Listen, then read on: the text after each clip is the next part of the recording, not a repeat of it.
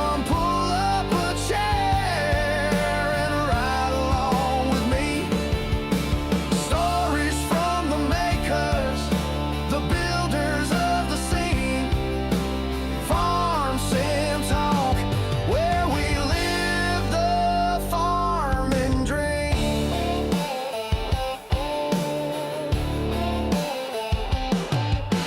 He's got questions rolling like a big John Deere, digging deep with modders so their voices we can hear. From giants of the code to the artists painting skies, he's shining up their stories like a brand new combine.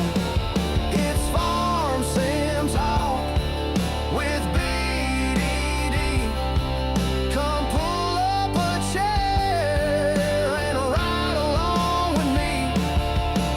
Stories from the makers, the builders of the scene. Farm Sim Talk, where we live the farming dream.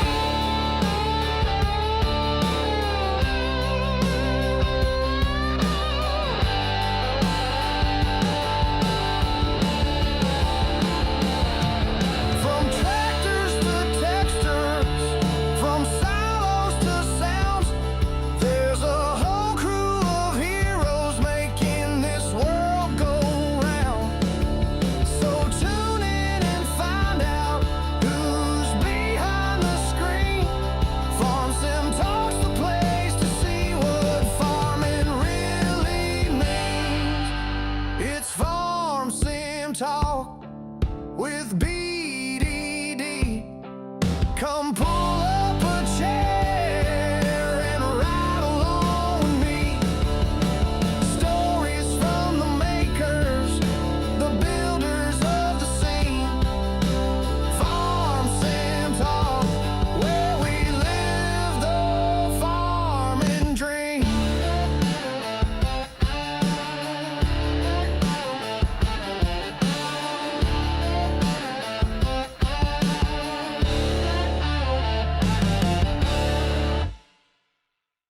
How's it going, everybody? Welcome to the channel. This is Big Day Dave, and this is Farm Sim Talk, a show where we get to talk to other creators here within the Farm Sim community. And tonight, I am joined here by the Tennessee Farmer. Tennessee Farmer, how are you doing tonight?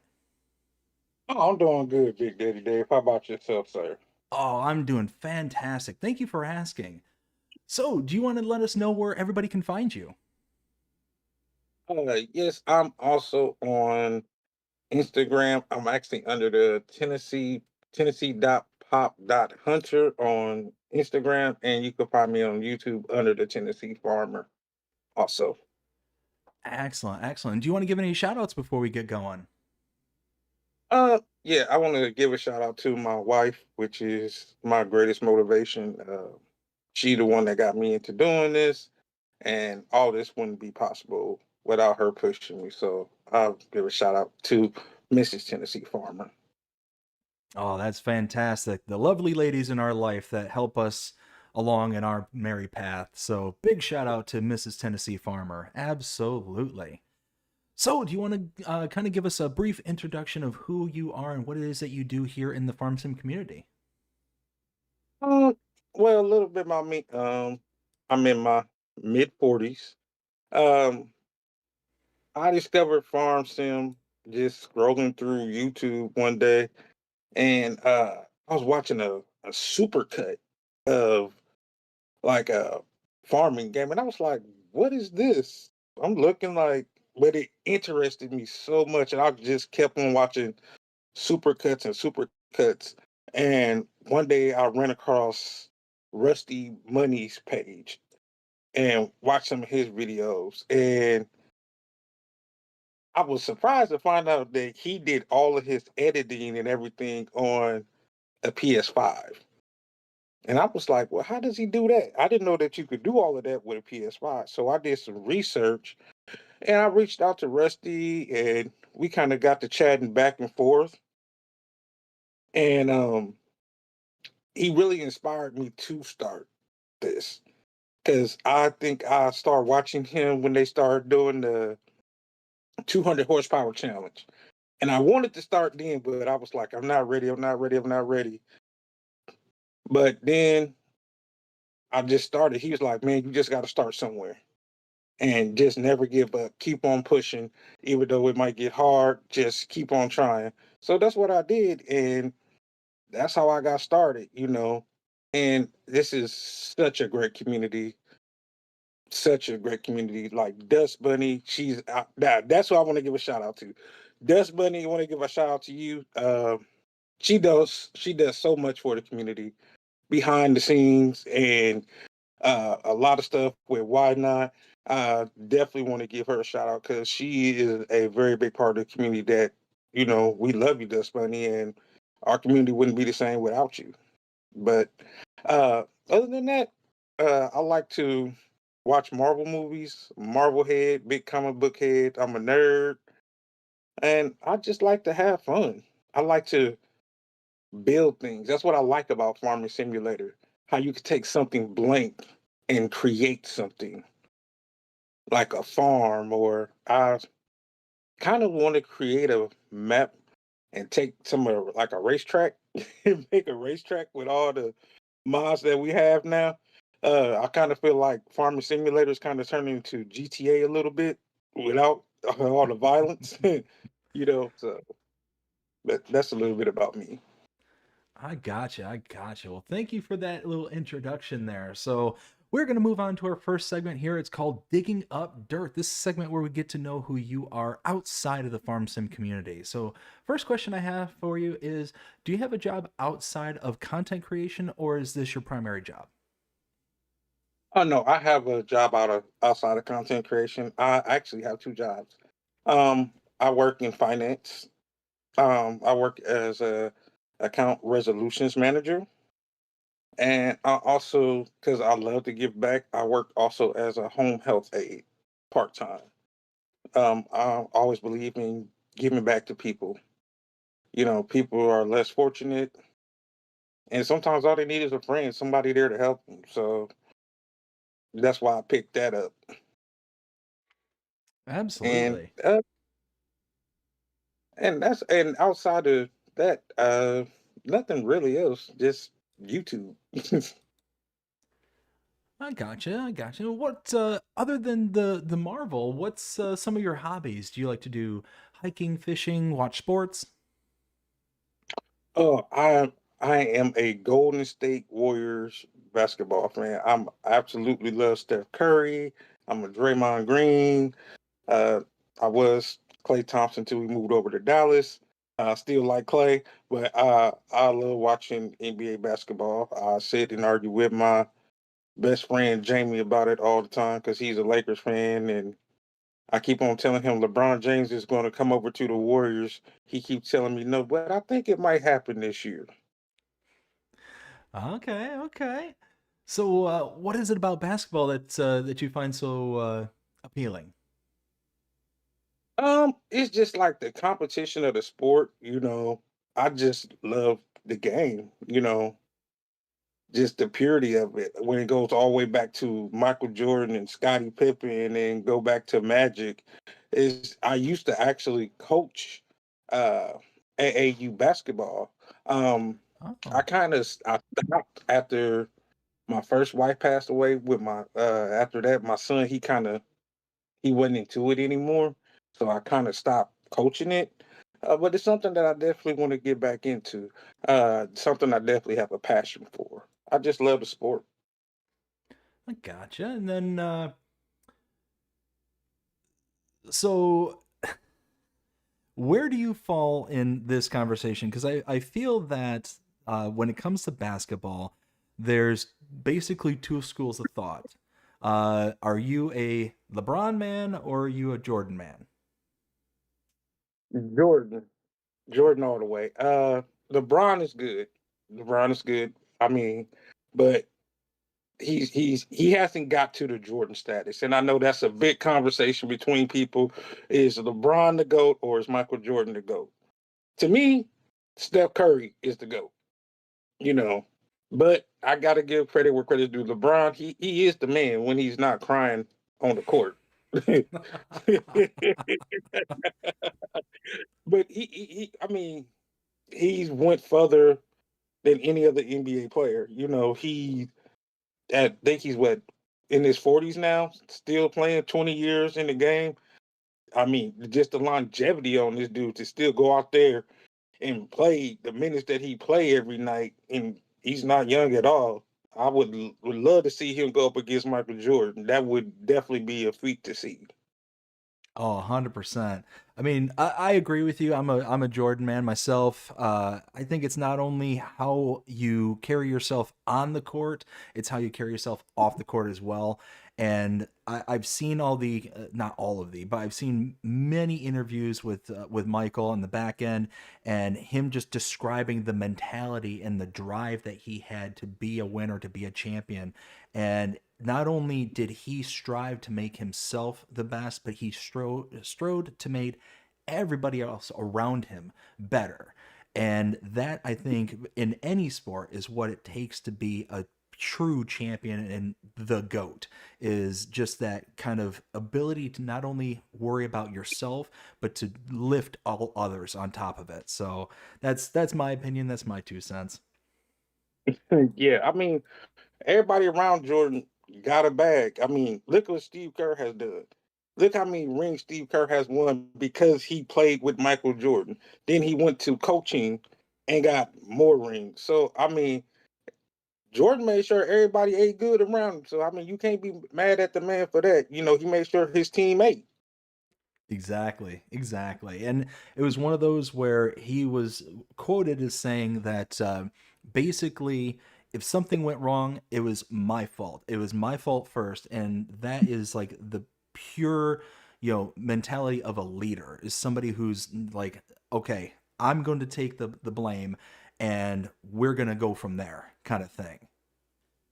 Right. But let me ask you this. So who would you be? Michael Jordan or Wilt Chamberlain? Oh, I'll be honest with you. I know very little about basketball. Basketball is one of the sports that I'm least following.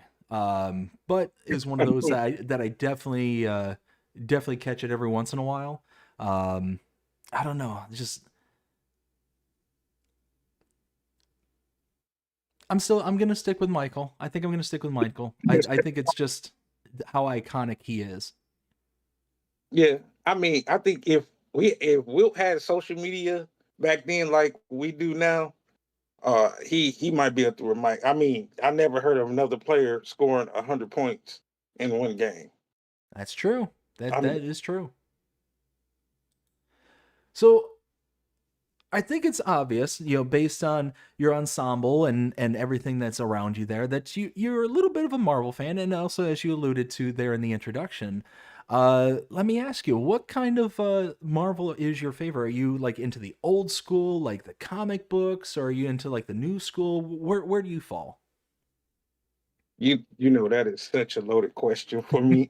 I like I like the golden age of comics, but I do love the cinematic universe, taking it off of pages of comic books and putting them on the big screen, you know, adapting the stories and just seeing the transition from books you would just lay in your bed as a kid and read, and to something that now you go into movies with your kids, and now we have the Silver Surfer, and we have Galactus, and we have Doctor Doom coming, and it's just to see all of these characters come right off the pages into your living room. It's great. It's amazing just to see the transition. I mean, comics are good, but I love the movies. As long as you stay pure to the source material. Don't switch the stories up too much, because that's what made the comics great, were the stories. Now, when you start to veer away from that, that's where you start to kind of lose me, because now you're going away from the original story that I fell in love with. Oh, absolutely. I'm 100% in agreement with you. Yeah, I used to love, reading the comics back in the day, and grew up, reading the comics, and like you said, now we're into the days of the movies and the cinematic universe and everything. It's one of those where, and tell me what you feel about this. I almost feel like there's a starting to be, and this might be just a me thing, but almost like a fatigue, like a just a superhero fatigue. What is your take on that? I don't think it's a superhero fatigue. I think that what it is that they aren't using the right source material. They try. That's what I was speaking of when you try to go away and change things too much. You know, it goes back to the term: if it ain't broke, don't try to fix it. You had something, it was going good, but then you decide to throw a monkey wrench in it, and oh, let's try something new, and then that don't work. We want the comic book source. That's what we want. We want the original stories just brought to the big screen. It's an easy transition. You have everything you need right in front of you, but then I could see making a few tweaks here and there, but outside of that, no. And that's where I feel like Marvel has dropped the ball. You try to do too much too fast. You know, like with this last phase, you did too much. When you did Avengers Endgame, man, you had a build up. We didn't know who Thanos was at the beginning. We used to get little cutscenes, so it was a build up. And by the time we got to Avengers Infinity War, we finally got to see the big bad. You know, and then Hmm. you throw Kang out here, then he gets beat by Ant Man and some ants, and then you switch to Doctor Doom. There's no build up there. So you going away from the source material and you're killing the industry. I don't think it's fatigue. I just think they need better storytelling. You know what? I can agree with you there. That everything you just said absolutely checks out. So, who would you say is your favorite superhero? My favorite superhero is not a common one. I like Moon Knight. He's the Batman of Marvel. And I'm sorry, That who was it? Moon Knight. Oscar Isaac. He had a series on Disney Plus. Moon Knight. Yep. Okay. Okay. Well, so what's got you drawn to that character? Um, well, he brings a lot of attention to mental health. Mental health is very important, and the way that he deals with it, you know, and he's just a bad kick butt dude, man. With Khonshu and his powers, it's somebody. I like the people that's like outside the box because everybody likes Iron Man, everybody like Captain America, everybody like Hulk, but no one really gravitated towards Moon Knight, and his stories and how he switches his personas with his multiple personalities, his alternate personality of Mister Knight. You know, that's so cool that he can be all these people at one time, but only one person. I gotcha. I gotcha. And so, of the cinematic universe that's been out so far, what would you say is your favorite one that's come out? My favorite one. Hmm. I would have to say it would have to be Avengers Endgame. That's my top Marvel movie. I mean, just the collaboration of you got so many superheroes in one movie, in the final scene where Captain America he finally gets to pick up Thor's hammer and he straps the shield onto his wrist and he's ready to go at Thanos, and then you hear Anthony Mackie on your left cap, and then you see the little circles, and oh man, that was like, oh, it's just like I was so geeked out. I was like, I was just like scared because it was so cool to me because I would never thought that I would ever get to see that, to see something come from the comic book pages to the silver screen like that, and I absolutely loved it. So it's funny that you mentioned the On Your Left. I literally just yesterday watched a YouTube short of the kind of compilation of Captain America running past Anthony Mackie, and he's like, "On your left, on your left, on your," and then Anthony Mackie, he's like, "Don't you say it, don't you say it, on your left." Oh, come on. I was just laughing so hard at that. It was like, okay. And then you're right there at the very end of the clip, it's him flying by on your left. I'm like, okay. I love it. I love it. So let me ask you, what kind of music are you into? Man, I have an eclectic taste. I like classical music. I mean, I like rock and roll like Chicago, ABBA. Uh, I like Ozzy. Rest in peace to Ozzy Osbourne. Hmm. Um, and I like rap, and I like country. I like country, and country now is moving over to rap, where you have like a country rap, and I hear a lot of it being in Tennessee, and I'm loving it. I'm absolutely loving country rap right now. Who'd you say is your favorite artist? Favorite artist, hands down, Tupac. Okay, okay. Greatest to go. Gets no better than him. He was ahead of his time, and I mean, his songs had so many stories, and it's still relevant to this day. A lot of stuff that he was talking about then is happening now. So, I gotcha. And then outside of the Marvel, what would you consider to be some of your favorite television shows or movies that you've seen? oh, my favorite movie. Well, outside of Marvel, uh, I would have to say, like, I love watching Law and Order SVU. I love watching Storage Wars. Um, I love watching the First 48. Um, but I watch a lot of anime. Dragon Ball Z, Black Clover, uh, My Hero Academia, Bleach. Uh, I'm old school. I remember watching Toonami, staying up to and watch Dragon Ball Z and Bleach. So I remember the very first anime that I seen was this old movie called Akira. Came out in the 80s. Uh, Great movie. If you're into anime, you've never seen it, please go check out that movie. That was like the first anime I ever experienced, and it was a great movie. So, but yeah, I like a lot of anime.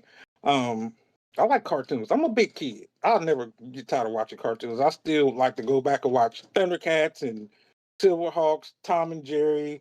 And my wife looks at me like, "Who did I marry?" Oh, man, She you grabbed know what? You and I are gonna be good friends. I can tell you that right now. Love me some anime. Love Dragon Ball. Love My Hero Academia. Recently, well, not recently. It was probably several months ago. Just finished up. Oh my goodness, why am I blanking on the name now? Really kind of a gory series. Attack on Titan. There we go. Attack on Titan. Oh yeah, That one. oh yeah. That one is wild. Like if you haven't seen that one, check that one out. But like I said, it's a bit gory, um, but very intense. Uh, if you I like old school like Japanese. Uh, it's one that's on Netflix. It's two of them on Netflix. It's called Yatsuke. Yasuke. It's about a black samurai in feudal Japan and the blue-eyed samurai. Oh, okay. Absolutely, man, great anime. I love the drawing style, love it, the cartoon style, love it, and it has a great story. I gotcha. I actually signed up for that Crunchyroll not too long ago, and ended up watching. They only got 2 seasons out right now, and oh, it's actually two. It's Solo Leveling. That one was pretty good, and then oh goodness. Again, another one I'm blanking on.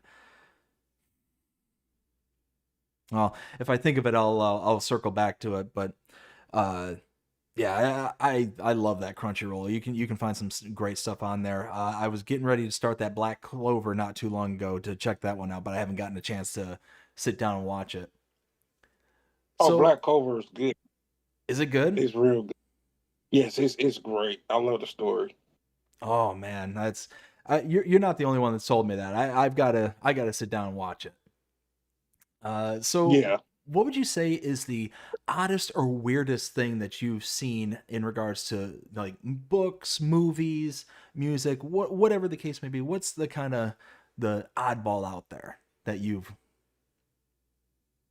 Uh, I'm a Neil Gaiman fan, and he has this book called, and it's a TV show called American Gods, and it's all types of weird stuff. It's about the gods in modern times, and that book just has some crazy stuff. It was a series that was out on Showtime not too long ago, but man, it's out there. And this movie called Weapons is just came out. Just crazy, crazy. I love stuff with like crazy endings, like The Conjuring, you know, stuff like that. Stuff that is just that's out there. Gotcha, gotcha. And to kind of to switch off from the kind of entertainment side of things, what would you consider doing if for some reason content creation was no longer an option? Let's say you said you're on PlayStation, right? Hmm. So let's say that your PlayStation like blew up and you didn't have a means of replacing it right away. What would you do in the meantime? I'll switch to my PC.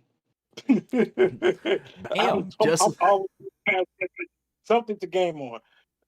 I've been a gamer. It's I mean it's like one of them things that you just have to have in your life. You have to have either your PlayStation or your PC or your Switch or I mean, I don't like doing games on my phone. I mean, I would have a handheld, I would have something to play video games on because this is my stress reliever. I mean, I deal in finances all day, so I deal with people problems all day. When I come home, I throw on Farm Sim. I can sit back in this gaming chair, put my headphones on, and just man, just zone out. Just zone out. Do a couple contracts on the map. Plan a field. Go through the mods to see like, okay, I can use this barn over here, or I like this house, or only and plus I only like houses on my maps that have interiors. I don't like the houses that has the little sleep triggers on the outside. I don't know why. I just don't like them. Um, but yeah, man, I'm a gamer. I started off with a Nintendo playing Mario 2 and 3. And I remember my Nintendo got stole and I cried so hard. My mama had me another Nintendo within a week. She's like, I can't deal with you like this. I got to get you a game. She was like, and oh, I was like, I was like 7, man, and I've been hooked on video games ever since.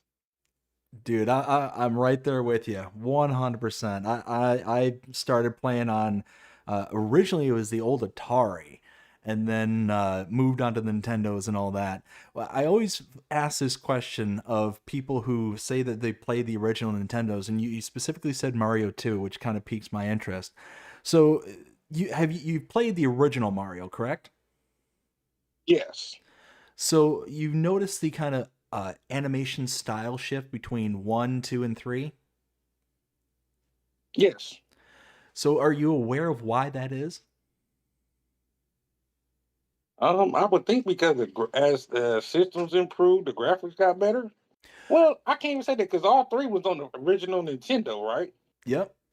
Uh, I would have to say the creator because I mean you went from an 8-bit and to where it was just like real pixely to with in Mario 1 and then in Mario 2 It was little. They start to kind of round things out, make it look more real. And then with Mario 3, it looked like a cartoon.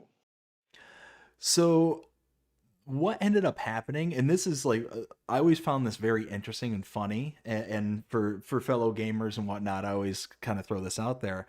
But so Mario 1 was like the original kind of invention.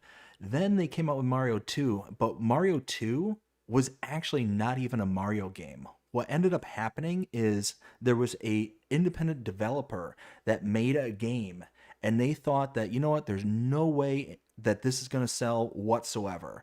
So what they did is they just stuck Mario, and it was Mario, Princess Peach, and Toad, all in like the selectable characters, because the original game had selectable characters, and they just made it to where, boom, these are just the kind of overlays within this other world. That's why there's all these creatures that would never existed in the first game, and why you don't see any of the original creatures like the Goombas or King Koopa or anything along those lines in the second game. It's like a complete divergence because it's a completely different game with just like an overlay of Mario. That makes sense because if you think about it, Mario 2, if you played Mario 1 and Mario 3, and you could definitely tell the similarities. But when you get to Mario 2, Mario 2 was kind of out there. You know, with the even with the bad guys they had, it was kind of out there. So I could kind of understand that one. Yeah, absolutely. I always find that very funny, to especially for people who don't know that kind of little bit of history, is that it's just a completely different game. It had nothing to do with the Mario series besides them just sticking Mario on it because Mario at that point was just so popular that they're like, well, we can just boop and just swap it in, and they just called Yeah. it Mario 2. But so you'd mentioned how Farm Sim was your relief, and how you kind of use it as a kind of de-stressing tool, because you mentioned you're in the world of finance, and I could only imagine how stressful that would be. I mean, I know like just my personal finances is just complete nuts maker, but but it's one of those like having to deal with other people's stuff like that. Uh, would I would imagine just be immensely stressful, because then not only are you having to worry about finances just in general, but then somebody else's well-being and finances on top of it. Um, Kind of looking into the farm sim, you made it sound like that's the kind of the draw to you, is that you're able to kind of play it and kind of decompress. Am I kind of in the right ballpark there? Yeah, you are. But I mean, finances, it applies to even farm sim with me. Let me give you an example. So right now we're playing a series on the Maisie Lou Farms, and it's the Zero to Hero Challenge. And you start off with zero. You could do contracts. You can't flip fields. And financing actually helps me in the game because I'm like, okay, so I know soybeans are going to take me 6 to 7 months to grow, but I know that the return on the soybeans is going to be large. So that's finance also plays into that. It's like a lot of times I don't understand why people grow wheat when you get a better yield from barley, but you can make more money off of oats because oats grow faster. And it's all about finances, making your money work for you in farming sim. So what you're saying is that you're playing farm sim on a whole nother level than most of us are. You're playing it to Yeah. like you're playing to win. Yes, I like to win because I like the starting from the bottom, but it's not fun at the bottom because especially when you can lease and I need at least 3 tractors on a farm. It- Minimum 3 tractors. Because when I play, my gameplay is more of a farm manager. I like to manage everything. I put AI workers on there. I might do some fields myself, but I like to farm manage. And I mentioned that in some of my videos. And that goes back to finances. You have to use your AI workers to the best of your ability to cover what you can't cover. Yeah, I could do one field, but if I could throw a worker on this contract and another work on this contract, and I could get the money from that to put this money in the pot. Then I could buy this farm I want and design this farm I want because now I got the money instead of just me going through and doing one field at a time, doing everything by myself. Why would I do that? I need to maximize my profit for I can progress my story. No, absolutely. I mean, makes total sense. So, has it been a dream of yours to be a content creator, or do you feel like you just kind of fell into it? Man, honestly, I kind of fell into it. Like I was saying, I watch YouTube more than I watch regular TV. Um, my wife gets tired of me watching YouTube. Um, but she was one day, she told me she was like, you should do something. You watch all these channels, you know, you can do that. You watching them, you play the game, so why not make the content? And I was like, well, you were right. And I was scared at first because I was like, man, I don't know how I'm gonna do this, but I love playing the game. And like I say, man, shouts out to Rusty Money. Um, man, he inspired me to start my channel. You know, because I didn't even know Rusty was on console at first. I thought he was a PC player. And then I found out that I was like, oh wow, you doing this all on the PS5? I got a PS5 here, so I'm like, if Rusty could do it, I could do it. So I went out, I got me a little $30 headset from Game Exchange, and I started creating content. I think I started creating content on the Alone in the World map, and that was in FS22, towards the end of FS22. And man, I loved it. I was hooked. I was like, I can wait for a new challenge to come out because I like challenges. Like I love Zorch one tile challenge that I'm doing right now. I've come up with a few challenges myself. I came up with the Pioneer Challenge too, that I'm currently doing, Farmer Donkey is doing, and Milk That Hen is doing on the New Hope map. So I like challenges, but I'm waiting to come with that one big idea challenge that the whole community is just gonna latch on to. Like when Crust2 came out with the 200 horsepower challenge, I might not have been creating content, but I was playing right there alongside with them. And I'm like, well, I'm just waiting on that one idea for me to put out there that just the community just latches onto and everybody grasps onto it and everybody creates content to it. So, let me ask you this: do you find yourself as you are kind of going throughout your days, kind of sitting there and thinking about, okay, what is it that I can do to kind of make the content to the next step kind of thing?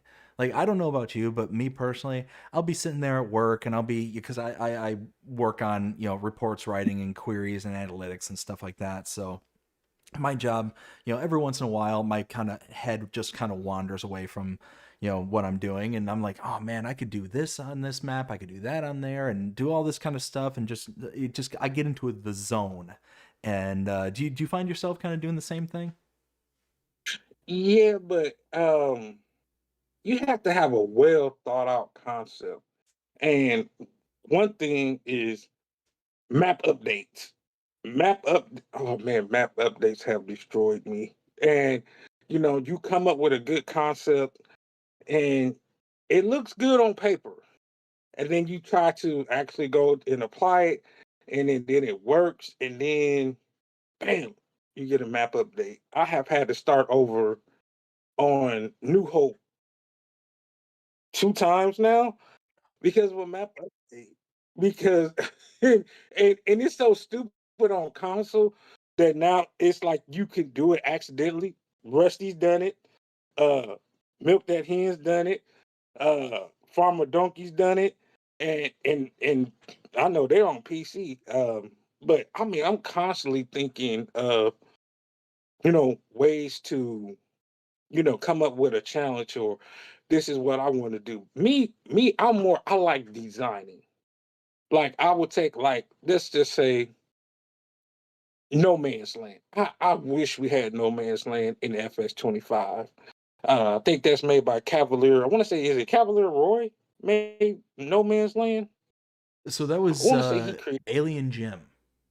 Alien Gym. Yeah, man, I can play that map over and over and over again. Even though it's the same map, you could do so many different things, and you can create so much on those maps. I like a sandbox map.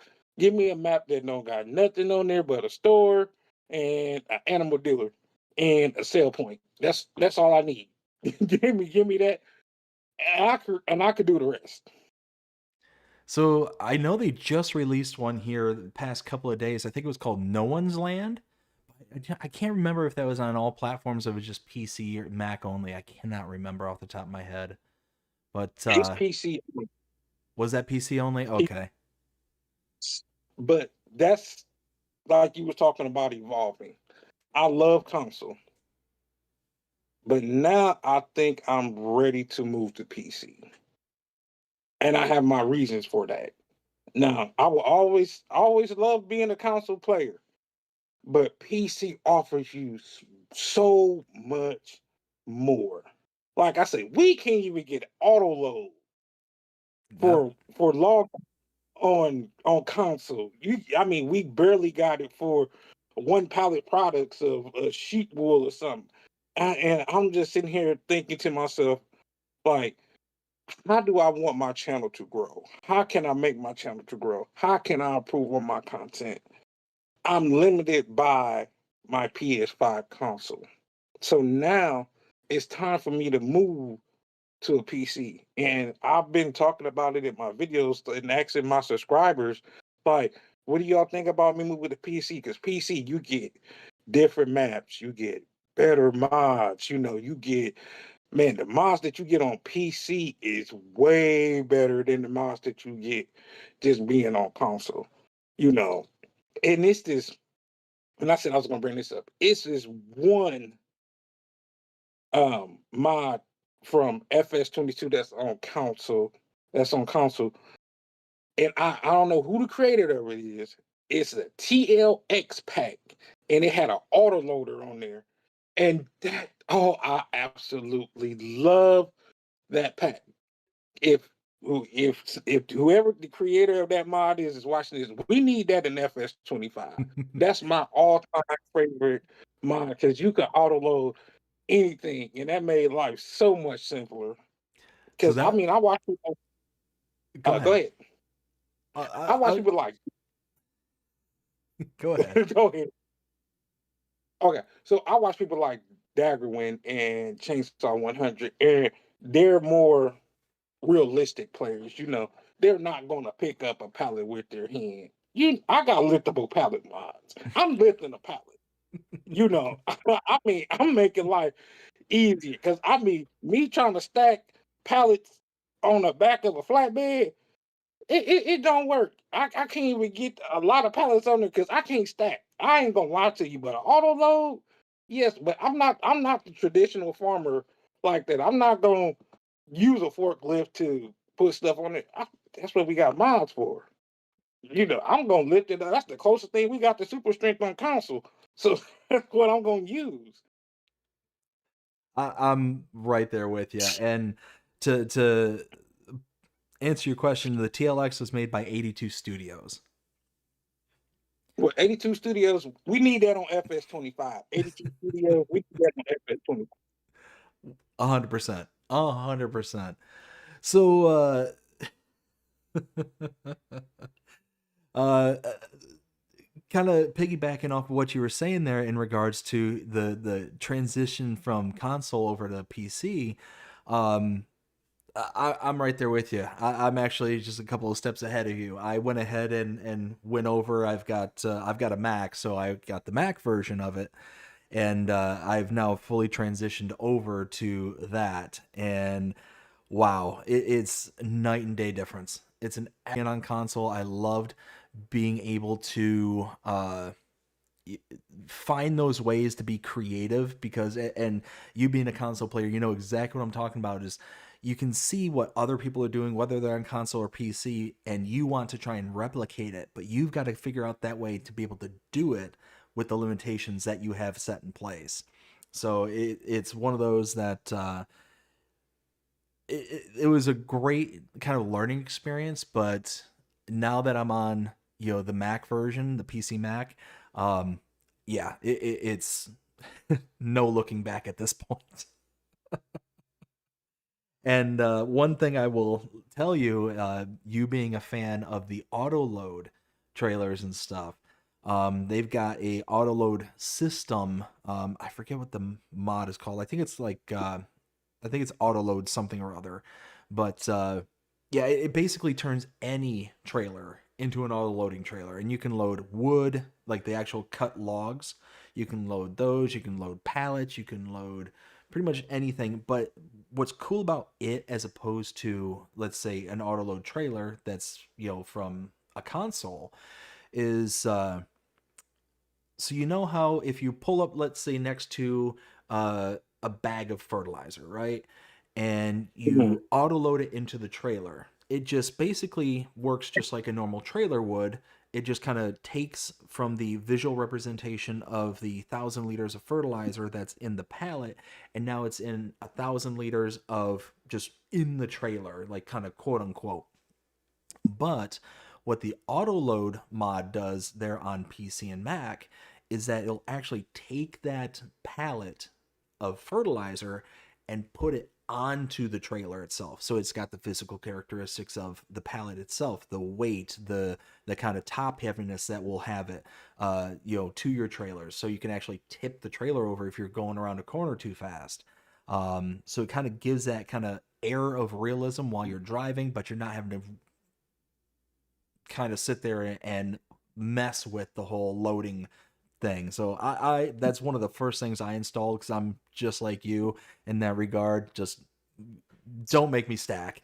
Like I'll show it for a few minutes there on like the channel when I'm doing like a series or something, but in the background, auto load, auto load, auto load. Yes. I mean, it because man, I mean, like you said, man, I love console, but console has so many limitations. Like, there's so many mods, but we only get so much space on a console to load mods. So you can't get every mod that you want. You have to go in, you have to delete mods because you need more space for this mod, or you got to delete this map because you don't have space for another map that you want to download. And you got to move your game. Say, I mean, it was a cool introductory. But the only concern I have, and maybe you could tell me this, is going from a console player to a PC player, is moving from a controller to a mouse and keyboard. That's the only thing I'm like, yeah, I don't know, because I love the feel of my PlayStation 5 controller in my hand. And then they're like, oh, you use mouse and keyboard. I'm like, well, how you do that? I just bought uh a gaming keyboard and mouse yesterday, because I'm like, I'm gonna practice with FS22 just to try to get used to gaming on a keyboard and mouse. I mean, do you use a controller or do you use keyboard and mouse? I use a controller. So for Macs, you can actually like literally just, it's a plug and play kind of thing for a PlayStation controller. So you can just literally just link it up via Bluetooth and it works perfectly. Now I think the same can be said via Xbox controllers and PCs, because I mean Xbox is basically the same manufacturer as Windows. Microsoft makes both. So one of those where I think you are able to just directly Bluetooth link it and you're good to go, kind of thing. So maybe look into like you do your research. Don't let me like just say, oh well, it's easy peasy. I mean, it was for the Mac and it was for the PlayStation controller, but I'm not sure on PC.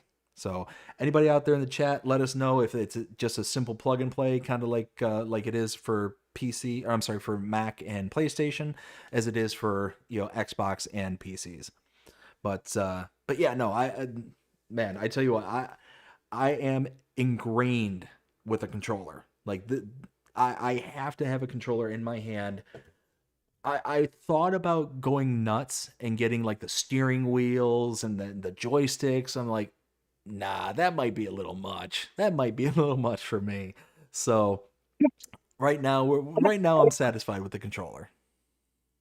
I thought about it. I mean, Farmer Donkey just got one. A couple people I know has got them, and I'm just like, is it really worth it? Because I mean, you got this. It takes up one. It takes up a lot of space. Mm-hmm.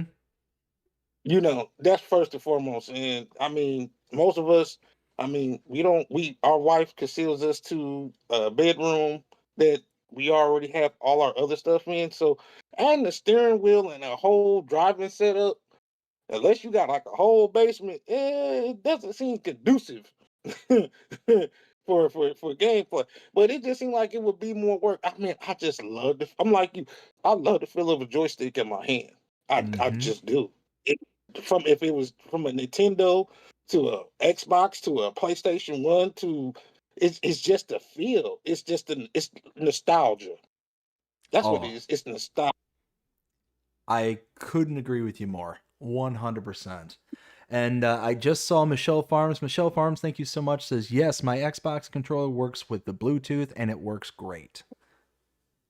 Now, if I look now, I've been doing my research, and if I am gonna get a controller and I'm saying this, and I know my wife is gonna kick my butt, but I want a Scruff controller. That's what I think it's called, Scruff.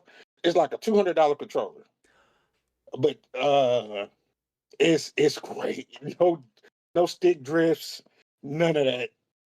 I Mm-hmm. want it. I want it. You could design your own too. I want to design my own farm sim Scrub controller. Oh man. Oh, that's the dream right there. Ooh. See, what you do is you go to the missus and say, honey, look, it's a business expense. Yeah. Yeah. So it's a business expense. It's a tax write-off to See, make it make sense.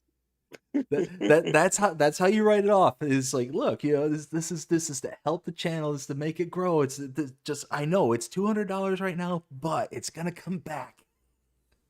Yeah, it's gonna come back. See, you would know this a lot more than most of us. You got to spend money to make money. You do. I mean, that's why I was like, man, you can start off on console, but I mean, it's like Zorch. He's on Xbox.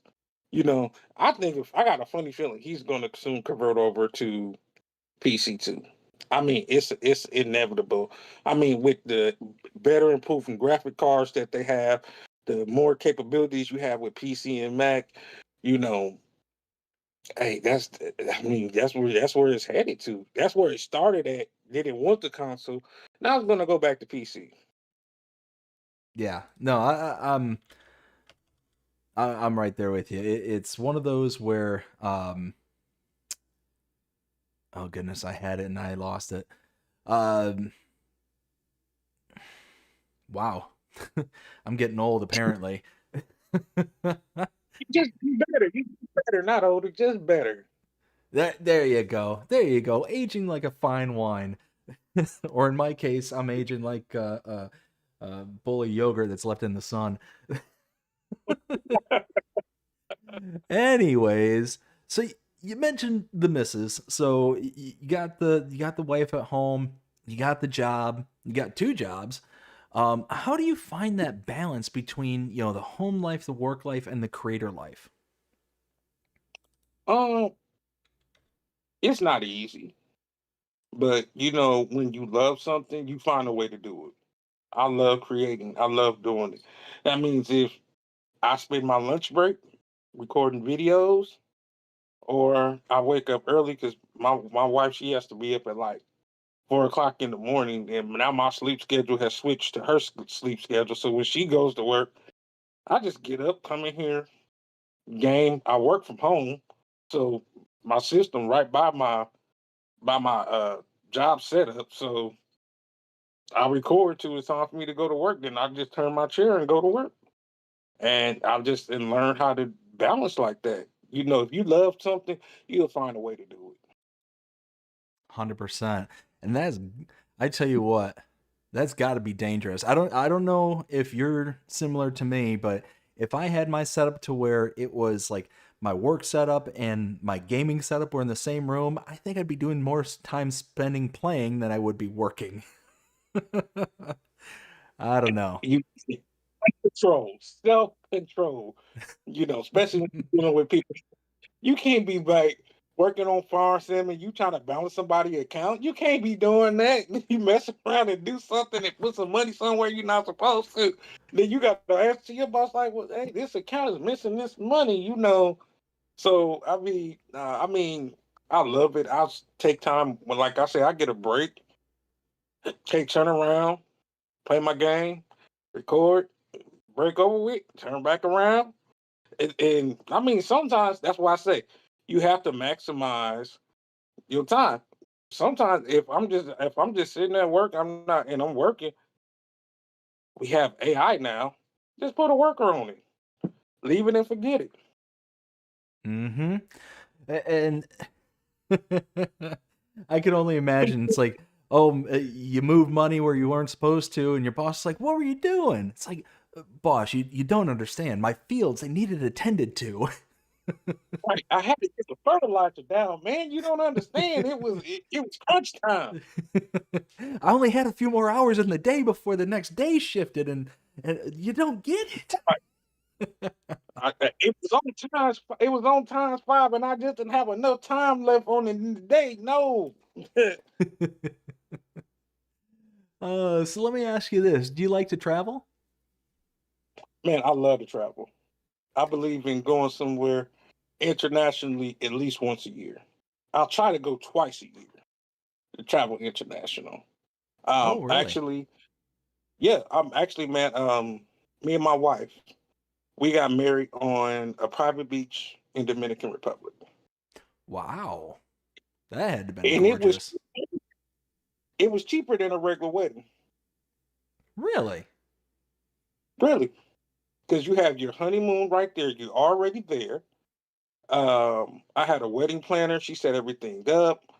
They came and picked us up at the resort. They took us to the beach. They had everything set up. We had music playing. She walked down the aisle being just the beautiful wife that she is.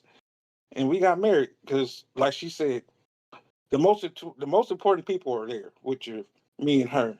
When you get married, and you have all these other people coming, that's for them. But you get married is for you and her. So why would you spend all that money? Now I know you love your people, but why would you spend all that money on everybody else when the most two important people are you and her and your kids? I couldn't agree with you more. So, what was your favorite destination that you've been to? Jamaica. Love Really? Jamaica. Jamaica has a whole vibe.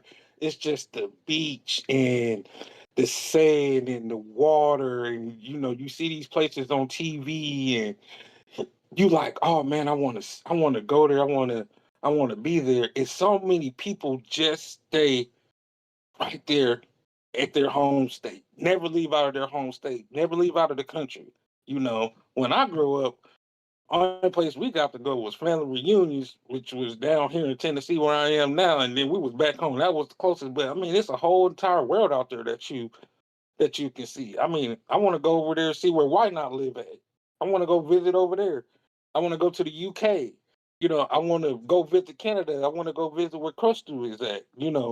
So we have all these people all around the world, and that's the great thing about the farming simulator community. You have people from everywhere. Now, the one thing I haven't seen is a lot of African Americans in the farm sim community. And that's what I want to do. I want to bring more knowledge to that because Farm Sim taught me a lot. And one of the reasons I started playing Farm Sim is I inherited a farm from my father. I'm a city boy. I absolutely know nothing about farming. Zero. I didn't know nothing about a tractor. I didn't know how you make a field. I didn't know how to use. I didn't know what equipment you had to use. I ain't know none of that. Farming Simulator has been a great teacher, even though it's not, one to one about you have to do that, but it comes pretty close to what you have to do for farming. And it has taught me a lot. It's not only enjoyable, but it's educational. So are you like you currently actually like farm in real life or I dibble and dab there. There's some things going on in the background. But I used to my grandmother we have a farm down here in Tennessee where I'm at. It's a 36-acre farm. And I'm going to get back to farming and like I rode tractors. Well, actually my grandmother had this old blue and white Ford tractor. And I mean, this thing was old. It didn't have no cab. It didn't have the seat was rusted. It was a stick shift. It sat outside. But I had the most fun on that thing growing up. And I mean, it ain't as easy as, oh, you back up to a bush hog like you do on farm sim and you just hook it up. Oh no, no. You got hoses to connect. You got to be careful because if you don't, you might take off an arm. Like I said, the practicality of farm sim, it teaches you a lot. It's not a one to one, but it's close. But yeah, I mean, I'm going to get back into it because my wife she wants to do chickens. I want to do cows. Especially with how much food costs is today. I want to grow my own food. I want to have my own cows. Want to have my own pigs. And I mean, farm sim has definitely enlightened me to that, what it takes to at least start. Give me an idea of where to start off, and it's fun. so one thing that I always tend to say when it comes to the love of farm sim is that very oftentimes you find that people who are into the farming simulator game or franchise as a whole tend to have some sort of connection with farming in some way, shape, or form. And it sounds like you have that kind of connection as well. Is that it sounds like you either grew up on a farm or you had that kind of close tie to a farm itself. Would you say that that's kind of where the love of Farming Simulator came from for you, or do you feel like it was kind of independent? Yeah, it definitely came from being on the farm. Growing up, my grandmother had the farm here, and man, I remember sitting out on the porch snapping crowder peas. I remember going out to getting up early in the morning, going to get eggs out the chicken coop. I remember milking cows. So I mean, that's what got me into it. I mean, I got away from it as I got older. Because I'm originally from Indiana. So I'm like I said, I'm a city boy. But growing up, I came down here during the summers, and that's what we did was farming. I gotcha. I gotcha. Yeah, it's one of those where, like I said, it seems like when you or when I talk to people, it always seems like there's some kind of connection, and it's more oftentimes than not where either I spent time on a farm, I grew up on a farm, I worked on a farm, I there's some kind of connection, and once you kind of inspect it a little bit, you kind of find that connection, and it could be like 6 degrees of Kevin Bacon to where you're like you may be kind of tangentially connected to it, but it always seems like there's some kind of connection there. So sounds like you're fit that mold just as well. So let me ask you this. What would you say inspires or motivates you in life? Was it? I'm uh I'm gonna give you some names. Um, Janiyah, Michael, Zaylen, and Tasha. Those are my wife, and those are my kids. That's why I do what I do for them. As being a husband, you're responsible for your family. You have to teach your kids how to go out here in the world and how to survive. Things are not like they were when we grew up. You know, it's a whole different world. these kids, they don't have the skills that we have. You have to teach your kids. I'm not in a rush to be like, hey, you got to move out. No, because I know at a certain point, I know when my kids will be ready to move out. No, but until you're ready, I'm not going to put you out here in the world and I'm going to put you out here to fail. And I know you're going to fail. No, that's what I do it. I do it for my kids. I do it for my wife. I do it for my family. That's my inspiration. Dude, yeah, 100% with you right there. I've got two kids and a wife myself, and yeah, it's amazing how much clarity and focus little ones bring into the picture. As an adult and as a man, now that I'm a bit older and whatnot, it's amazing what kind of focus is then all of a sudden brought into your world. It's incredible, absolutely incredible, and yeah, I'm right there with you. So, what would you say is one of the biggest things that people are generally surprised to find out about you when they're first getting introduced to you? Um, that I have a YouTube channel. I don't. It is funny because I've never did a live stream. So today, doing this on camera is the first time my subscribers of anybody ever seeing me. All you usually hear is a voice. Now you can put a face with the voice, and I'm going to start doing more live streams where you can see my face because I'm a nerd at heart. I am. And but that's not who I get to be when I'm at work, you know. But when I'm not at work, they'd be like, "Oh, so what do you like to do for fun?" I like to play Farming Simulator. What's that? I was like, and then I get to explain it to them, and they be like, "Oh, that sounds cool." And I'll be like, "Well, if you want to check out some content, hey, come check out my YouTube channel." "Oh, you have a YouTube channel?" I'll be like, "Yeah, just like, subscribe, join my Discord, leave a comment." And they're like, "Oh man, is that hard?" And it's a great conversation starter. If anything else, it's a great conversation starter. It's actually really funny because I'm sitting here nodding along in agreement. It's like, yeah, it's 100%. People are shocked to find out because for anybody who knows me in real life outside of the YouTube space, I'm very introverted. I'm very kind of like I do more listening than I do talking. I know it's the complete opposite of what I do here for the channel. So it's one of those when people find out, hey, I've got a YouTube channel as well. They just like, you of all people, really? So yeah, it's funny how that kind of works out, and oh man, I like most of this conversation here for the past hour and 15 minutes we've been on here. I've been sitting here just nodding along. It's like, man, it's like sounds so familiar. So, what would you say is one of the biggest fears that keeps you up at night? Fear of failure. The I fear of gotcha. failure because um I mean you always want to succeed, you know. I mean, in life you're going to fail. I know that.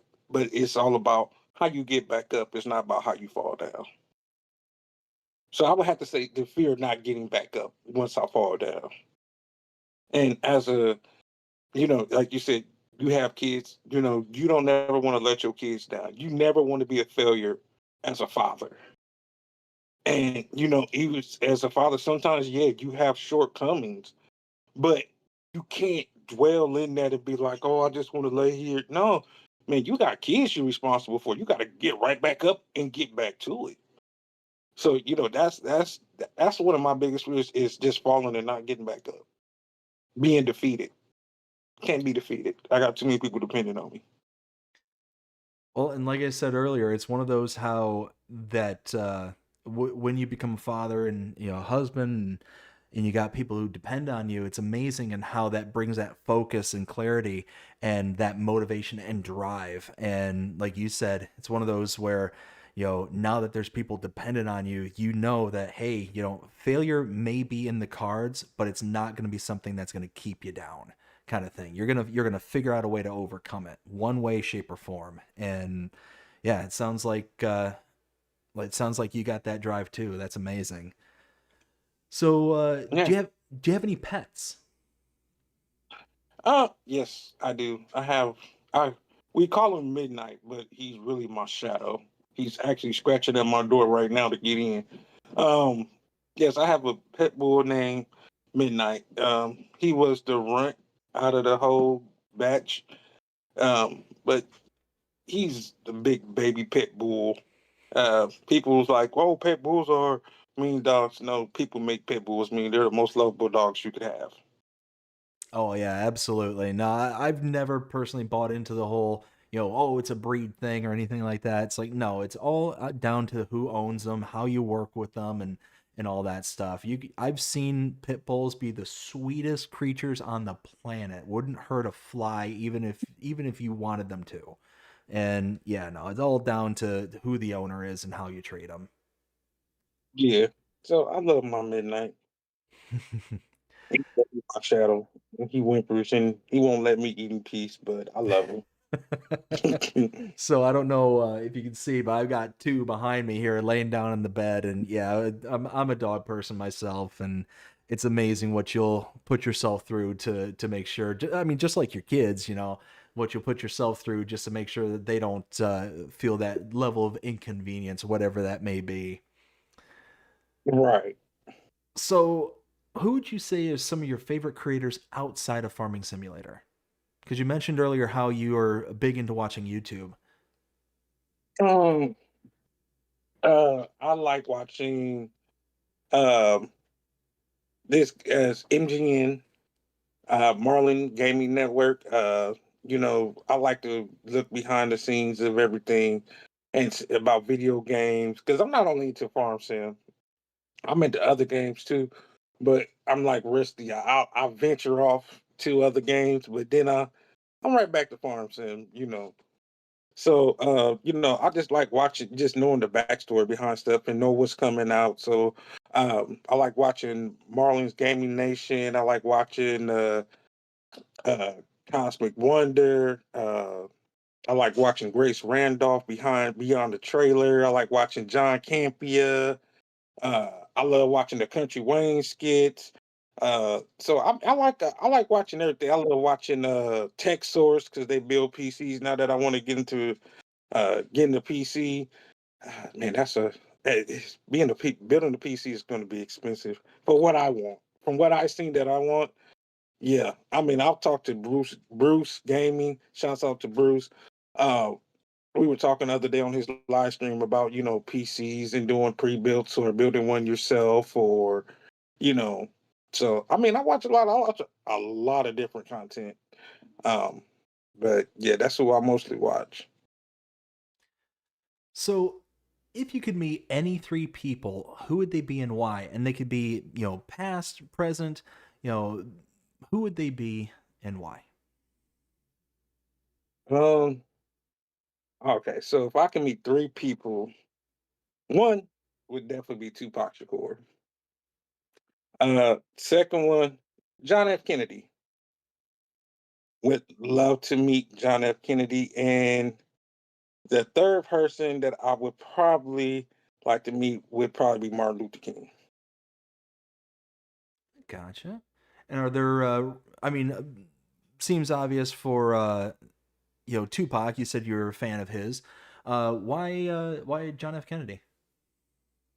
I think John F. Kennedy was a man that was misunderstood, but trying to do good. And I would really like to know more what drove him. I think he was taken way before his time. I felt like he could have did so much more for the world, but he just didn't get a chance to. I gotcha. Makes sense. And then tell us, what was your first paying job? My first paying job, I worked at Rally's Hamburger. That was Okay. my first job, and then I cheated on them and went and worked at McDonald's. Working for the competitor. I gotcha. Now, if I remember correctly, Rallies, I think that's the same brand down here because I'm down in Florida and I think they're called Checkers down here, if I'm not mistaken. Yeah, that's them. Gotcha. Gotcha. All right. Well, that's all the questions I have for this first segment here. So let's go ahead and turn to the chat and see if there's any questions out there. So, first things first, let me point out that if you have any questions for Tennessee Farmer, go ahead and make sure that you put a double question mark in your question there. It just makes it a little bit easier to search. So, right now, let's see. Looking. Okay, so we got one from Encouraged Honest as Tennessee Farmer, do you see yourself becoming a full-time YouTube content creator? I would love to become a full-time YouTube content creator, but then I probably wouldn't love it like I do now. Because then it becomes a job, not a hobby. So I would enjoy the money, but I would still keep my job. I But gotcha. I never did this for the money, you know. I mean, I'm a small channel. I got 77 subscribers. And this is my first year. I've been on the road to 100 for the last year. And but I don't do it for, you know, for moderation or anything. I do it because I simply love the game. Just like I love basketball. That's why I watch basketball, because I love the game. I play farm sim. I create content because I love the community. I love playing farm sim.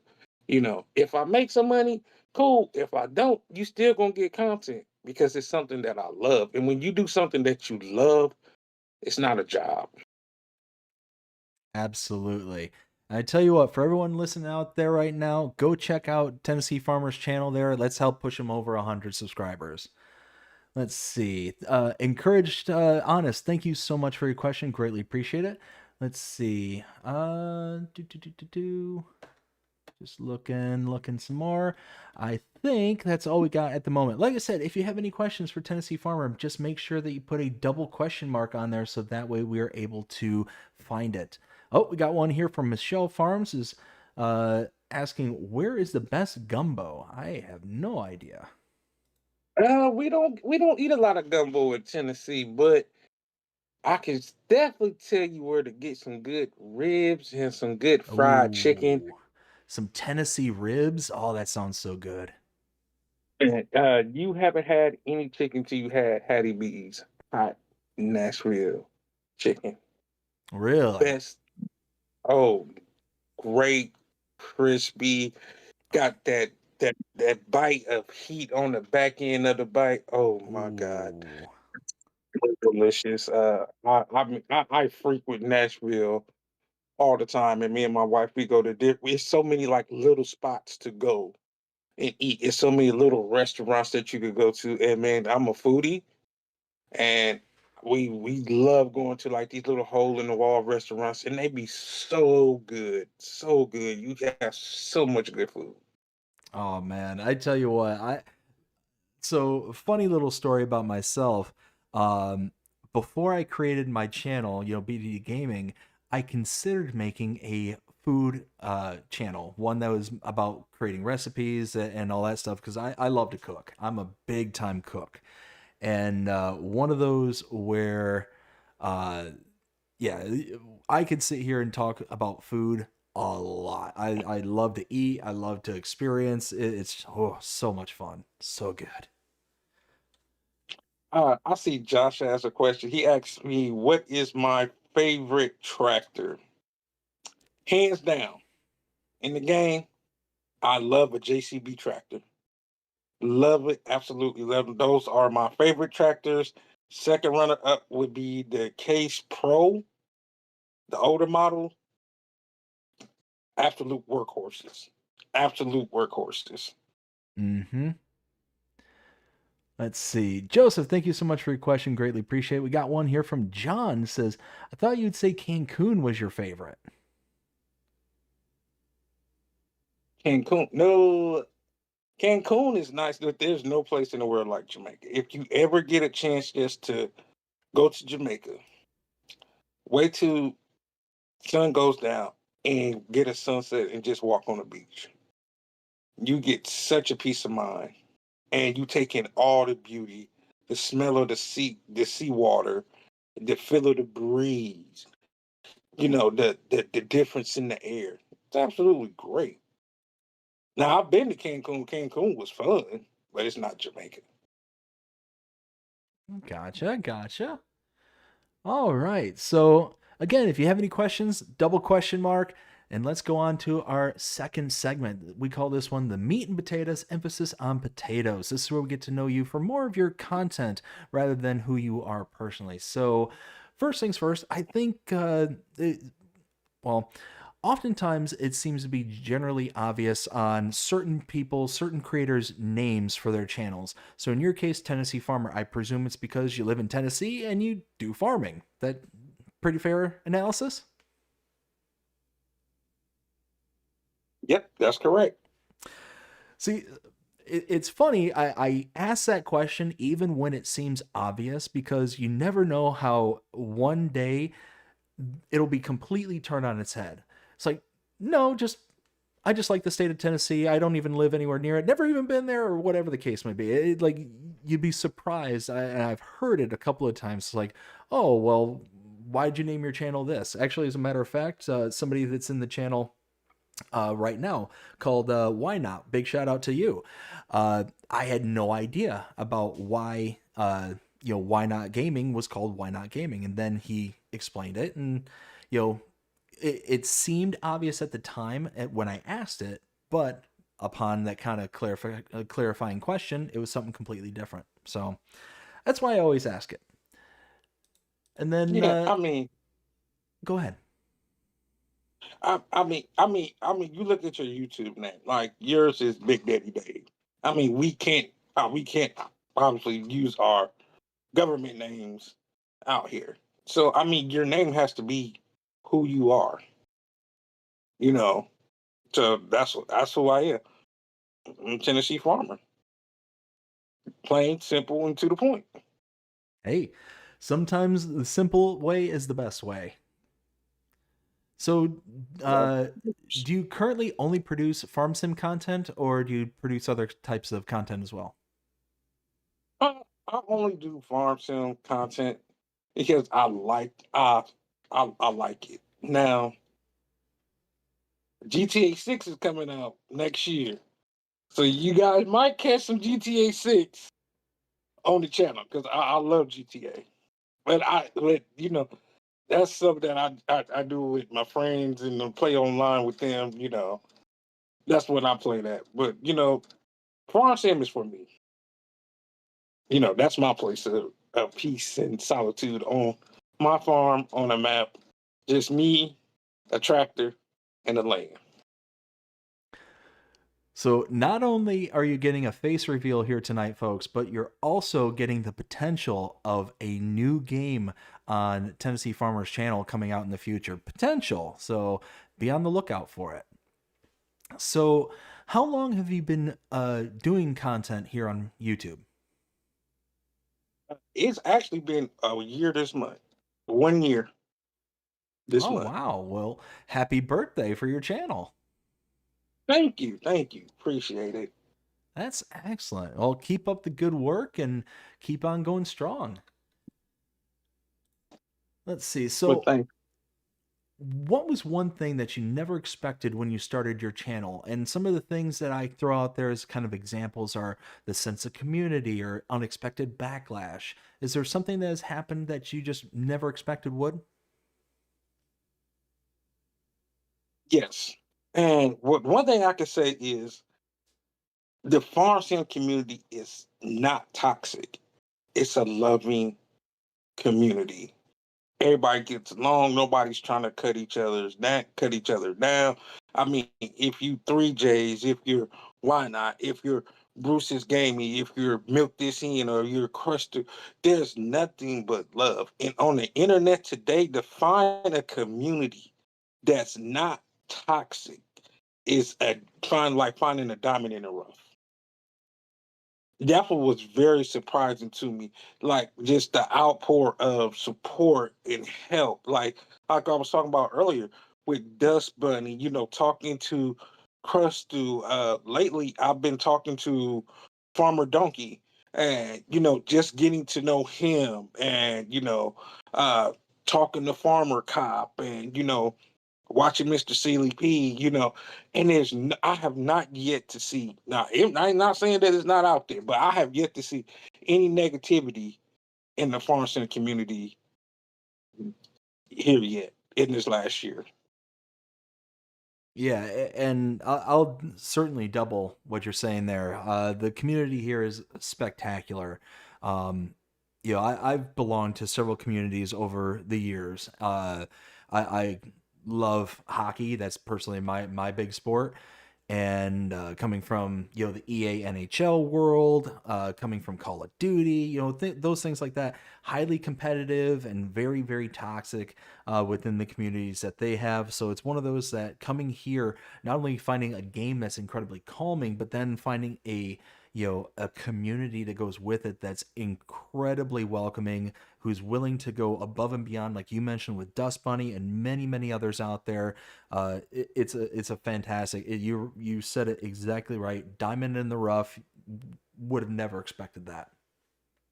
Never expected that. I mean, I met so many. Like I met you through Rusty. I met Crush through Rusty, and just through different challenges and um, just watching different people content, seeing different personalities out here. And I'm like I said, just to see that none of it has been negative. I read the comments, none of it's been negative. It's always been positive. Always been positive. That's awesome. That's yeah. It's like I said, you gotta hang on to something like that when you find it. So that's yeah, fantastic. So we've we've mentioned how you have pretty much grown up playing video games. You've been playing since the Nintendo days. Would you consider Farming Simulator to be your favorite game of all, or is there something else out there that would take that title? Uh I say Farming Sim would be a runner up, but I love my GTA. I've been playing GTA. Now, I didn't even know Farm Sim went back as far as it did. But like I said, Farm Sim started off on PC. Then they was like more people were playing on console than PC. Then they moved it to console, and now it's back big on PC. But no, I'm GTA fan at heart. I love it. I mean, it ain't the friendliest game, I would say. When you wanna blow off some steam, that's what I pull in when I want to blow off some steam and I had a bad day and I want to go blow a car up or something or go knock somebody over the head or something. Hey, that's what I put in. But when I want to relax and just chill, that's what farm sim is for me. When I sit back in my chair, got my controller, get me a nice big cup of ice water, and sit there and play and let time roll by. It's one of those you got to get your 5 star going every once in a while. Yes. Helps you blow off that steam. So, of the Grand Thefts, which one is your favorite? Uh, I would have to say because of the story, it would have to be like GTA. I want to say GTA 3. I think it's GTA Liberty City. I like a game that has a good story. I mean, it has to have some type of meaning behind it. Like I just got done playing Mafia 3. Mm-hmm. Love the story behind it. I played every Mafia game that there was. I love playing LA Noir. Uh, Oh. I love, yeah, LA Noir. Uh, Game called Heavy Rain. Um, it's another game, something Detroit. Uh, Oh, love that game. I, Was it just called Detroit? It Or was. Detroit Become Human or something like that. But that was a great game. Yeah, that was the one with the robots. Yeah. Mm-hmm. Mm-hmm. Yeah. So I mean, I like like Resident Evil. I remember having a Nintendo 64, and man, house is dark and it's storming outside, and you're playing Resident Evil, and a scene just scares the heck out of you. Your drink go on the floor, the controller goes up in the air. It's just, I like games like this that has a story behind them, man. Um, but you said, but I have to say, I take that back. It's not GTA. My all-time favorite game would have to be Red Dead Redemption 2. Oh The story man. Mm-hmm. I think Mm-hmm. that game Rockstar. I love all the games Rockstar made. I would love a Midnight Club remake. Hopefully here soon. Coming Rockstar Take Two. You hear me? I own stock in your company now. So I was a shareholder. Can we get some Midnight Club? But RDR2, man, absolutely visual masterpiece. The Oh, story of Arthur Morgan, Dutch, Charles, Micah, oh man, John, man, that's such a great game. And we don't we got it on PS5 yet. That's what I'm like. Oh man, those graphics on PS5 would look so cool. oh, so good. Yeah, no, Red Dead. I mean, really, I personally, I enjoyed both of them. I thought they were fantastic games. Both of them were amazing. But yeah, Red Dead 2 was, wow, just it was something else. Absolutely something else. Yeah, So, I would love to. go ahead. I was gonna say I would love to see a prequel of like what really happened in Blackwater, like what happened in Blackwater, how Dutch and Charles joined the gang, and from when they were younger, and how John got in the gang, oh man, it's so much material there that you could do a whole nother game. Oh yeah, I mean, they went so deep in the lore that's behind that whole series, just between the two games themselves, that you can really take it in almost any direction and get a really good Yeah, game out of it. So, yes, you could. how much of your day consists of playing or making farm sim content? I make farm sim content where I can. It's crazy because if you make content and you know this as a content creator, what might be a 30-minute video for somebody watching it might be a 5-hour video for us. Yep. After you do jump cuts, and do all of this. I mean, some people can play, straight 30 minutes straight through, but that's what you do. Hey, I love watching it, but sometimes, you do the same stuff over and over. So sometimes it's just like, okay, can we get to the juicy stuff? Can we get to where you harvest the field and you make the money and you put up something, and I see you start the field, I see you plant the field, I see you roll the field, and you know, I like to kind of jump around because and you see this as a content creator, man. People don't like watching forestry. Some people don't. I mean, cutting down trees, loading trees, dragging them over to the sawmill. Yeah, we gonna do a jump cut for that. You know, so I kinda got you just gotta kind of jump around. To keep it juicy, keep it spicy. So, when did you start playing Farming Simulator? Like which iteration of it? FS22. Just start. I came in at like the end of FS22 because I was like, man, what is this? What is this? Like I said, I was hooked on it watching YouTube. I was watching supercuts, like after supercuts, and people starting these farms and uh, you know, doing all this, and I'm like, man, what game is this? I'm like, oh, I gotta find out what game this is, and then I found out it was on console, and I immediately bought it and downloaded it, and I've been hooked ever since. So, you've played on 22 and you're here on 25 now. What was your most favorite map that you played on 22? It's going to be No Man's Land. on 22.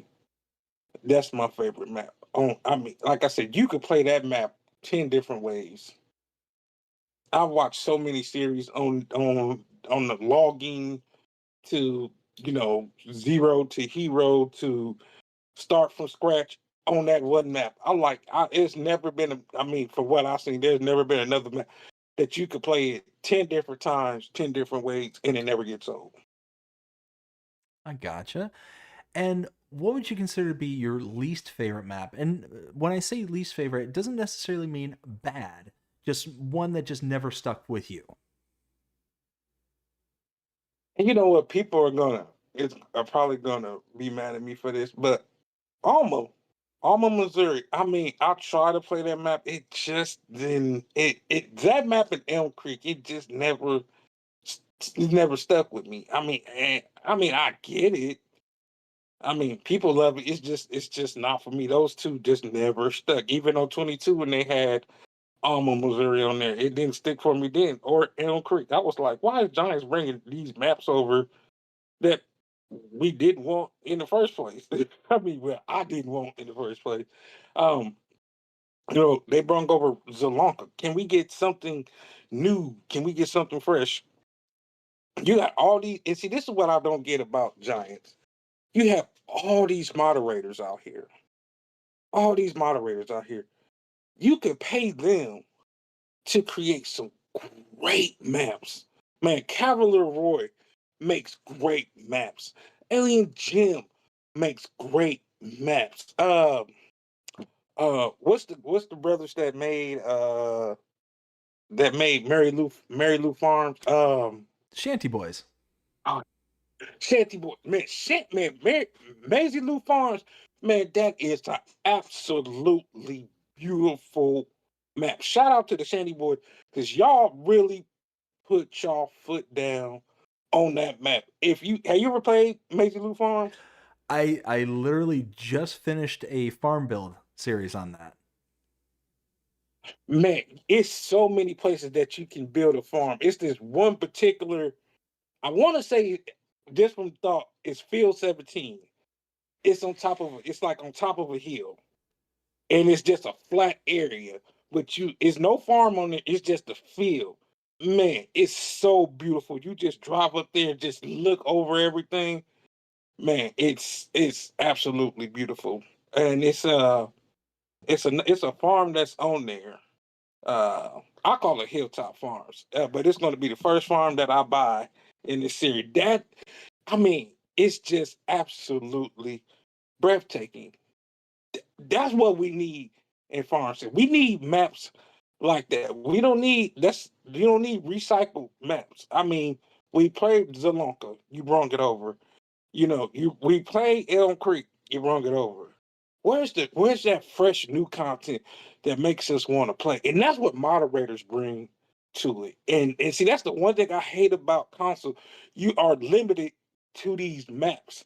PC has so many great maps that you can play that you can't play on console. We can't play a 4X map. Yep. Yep. I tell you what, if and when you make the leap over to PC, check out, because you're such a fan of No Man's Land, check out No One's Land. It's not the same, but it's very similar. It's kind of more wide open, more kind of grassland style, but it's got the trees, it's got the forestry bits, but it's got that kind of feel to where all the kind of build up, the sell points and all that stuff is on one end of the map, and then it's just wilderness throughout the rest of it. You should check that one out. Is it coming to console? That's all. Is it gonna come? Is they gonna bring it over to console? Because you make me want to go buy a PC today just for the map. I mean, it's I don't know if they're going to be bringing it over, but I have seen questions, and I'm trying to think if it was the I'm trying to think if it was that map or if it was another map, because I had the map maker actually reach out to me thanking me for a map tour that I did, and I can't remember if it was that map or if it was another one, but somebody asked that question to them in the string of comments, and they said I'm trying to bring it to all platforms. So fingers crossed. If it was that one, I'm not sure, but we'll hope. Let's see. So I think I know the answer to this question, but if you could pick any map to bring to FS25, what would it be? I know it's on PC, but um it's not on console. I would bring back the Alone in the World map. I absolutely love that map. It was small, but it was large. And Okay. it's what you know what I find amazing is you'll see people do a whole series on a map and not ever realize that it's a certain map Mm-hmm. because the map you'd be like, hold on, that's that map? No, it can't be. Then you gotta cut on your console like, hold on, this is where they're at. And they'll do the whole series right there, and you wouldn't even know that that was that map. Yeah, no, 100%. I've seen that so many times. So I was a avid, or not even was, I still am, uh, fan of Mr. Seeley P and many others out there. And there's been so many times where I'm watching a series, but I'm not paying as much attention to like the finer details as I should. I'm just kind of following along and doing all that kind of stuff.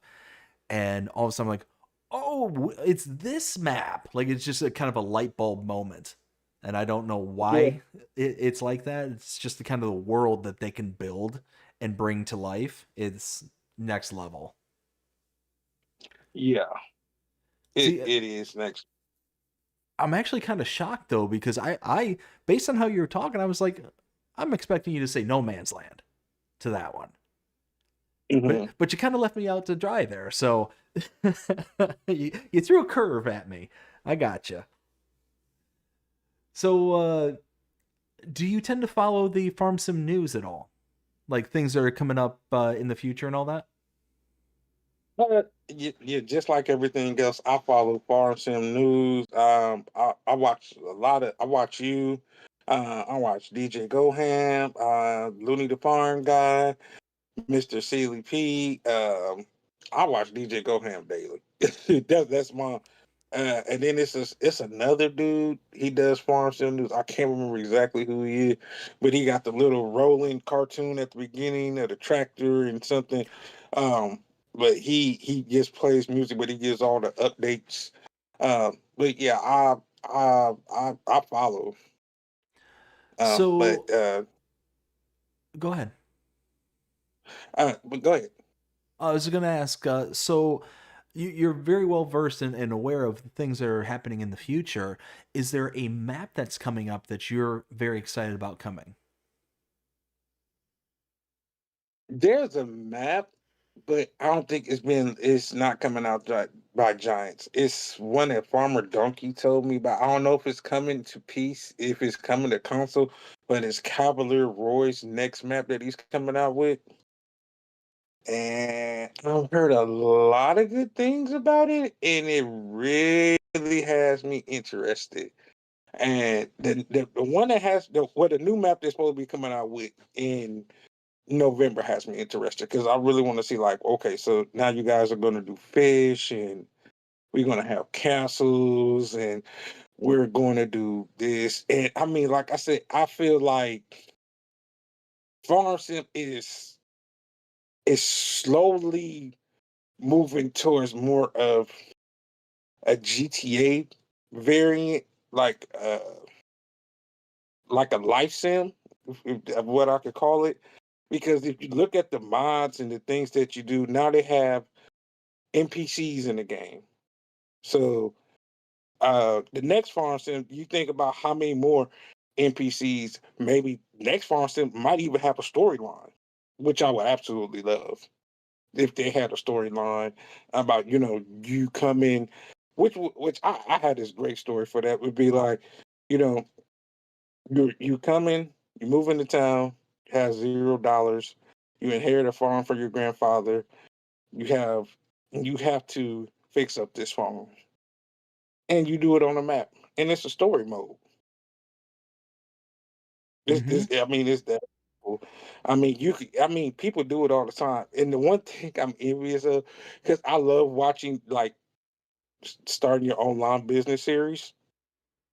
I love those series that be on there be like, but we can't do that on PC. I mean, on console because we can't bring in our own money like that, and we just can't go. Just like I said, just the limitations of console is just giving me a headache right now. So I think the map that you're talking about from Cavalier Roy is called Drummard Farms. Is that the one you're talking about? hmm So, hmm so on my channel, he gave me early access to do a map tour of that, and yeah, I'm looking forward to when that one releases to the general population because holy smokes, doing the tour on that, wow! Like from what I understand, it was a recreation from a previous iteration of Farm Sim. I believe it was FS17. Don't quote me on that. And he actually got permission from the original map maker to bring it out to FS25. And yeah, it's one of those. I'm looking forward to it when it comes out too. Oh yeah, I'm hoping it comes to console because I already know I want to do a series on it. I already know that, so I'm just waiting for it to go through testing. So it might be another 2 months before we get it on console. But yes, I'm looking very forward to that. Like I said, I keep my ear, even though I'm a console player, I do keep my ear to the ground to see what's going on in PC. That's what makes me want to go PC even more. So that one there, according to Cavalier Roy, is coming out for all platforms. So definitely be able to look forward to that one for the console. Oh yes. Series coming soon, y'all. Series coming soon. When that hit, Rusty, I know you gonna have something on there too. If you can have a challenge ready for it, I'm down for it. But I can't wait to get that map. So y'all are getting a lot of firsts here tonight. Again, face reveal, potential for a new game, and now an announcement for a new series. Y'all are here first. Just just so you know. So before Farming Sim 25 released, what was that one feature that you were most excited over when you were starting to hear all that kind of slow roll of information? It's like, oh, well, we're getting God rays, we're getting weather events, we're getting ground deformation, like all these different features. What was that one feature you're most excited for? Yeah, that's the one feature I wanted. I mean, course play, AI with course play. Hey, that's all I need right there. I love the graphics. I love the ground deformation. The fog is a little bit too thick on some maps, but that what I was looking for the most is just the AI, just the just to be able to do a field, an odd shaped field, and put it on a worker. 100%. 100%. I'm right there with you. So, what was the one feature that you were excited over initially, but soured on after getting a hold of the game? Uh, I would have to say the new crops.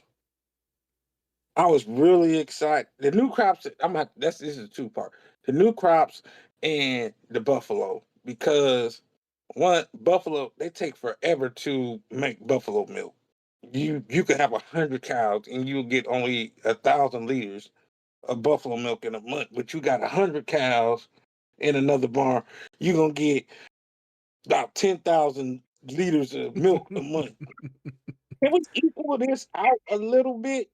Like I said, I look at everything from finance. I'm like, I mean, yeah, I understand buffalo is a premium animal, and yes, buffalo milk does bring you a premium, but it's gonna take you forever to get 1,000 liters just to make one thing of buffalo mozzarella to sell for $34,000. Think it makes sense. I completely understand. 100%. And the second one would be, you know, the spinach and the green beans and the green peas. Now, the green peas I have not a problem with, but you give us one vehicle that's 300 some $1,000 for a crop that it's gonna take you your return on investment is gonna take you like 2 or 3 years. So I'm sitting here and I'm laughing really, really hard because when Farming Simulator 25 was coming out and I was making content, I was having his name's Will T Gaming. He co-hosts Agribusiness Tonight with me. Um, he was basically asking me like, what do you think about all the new crops and all that stuff? And I told him like, man, I like it in theory, but I'm worried that it's going to turn into the new cotton. And he's like, what do you mean? It's like, well, think about it. Look at cotton. Cotton, you can sit there and you can plant it, do everything like you do with a normal crop. But then when it comes time to harvest, you got to spend $500,000, minimum just to get the harvesting equipment, or you got to lease it out and, kind of not own the equipment kind of thing. Or you can spend up to almost $1 million and get the square baler equivalent to it. So it's one of those like, we're going to get these crops. They're going to be brand new. Everybody's going to want to play with them. And then we're going to get one machine that's going to be, $300,000, $400,000, $500,000. And it's like you said, the return on investment's not there. Yeah, I mean, and it's just like with root crops. Root crops are such a pain in you know where because Mm-hmm. of the that we have. You're gonna give us root crops, then you're gonna give us a machine that gives us 2 little rows of root crops, 2 little rows, and you got a big field of root crops. You know how long it's gonna take you to do that field? It's gonna take you 3 episodes of content to do one field. Trust me, I've seen Crusty do it for 3 episodes and harvested one small field of root crops. Oh, yeah. Why? Yep, yep. And that's when you got to go out and give huge shout outs to, people like Chris S. and Riley S., for coming up with the Colossus Harvester to be able to just, you're like, you know what? 50 meters wide. I don't care about realism anymore. I just want to get it done. Right. Efficiency. I love the Colossus pack. I love the Lizard pack. Oh man, the Lizard Colossus pack. I play with that thing because I mean it's just tedious that man you have a harvester with a limit of 10,000 liters. You know how many times you have to fill up a wagon, then let the harvester go fill up the wagon. Give me the Lizard with an $80,000 with an 80,000 liter capacity. I can put this sucker on the field and just let it go. I'll Mm-hmm. pick it up when it's done.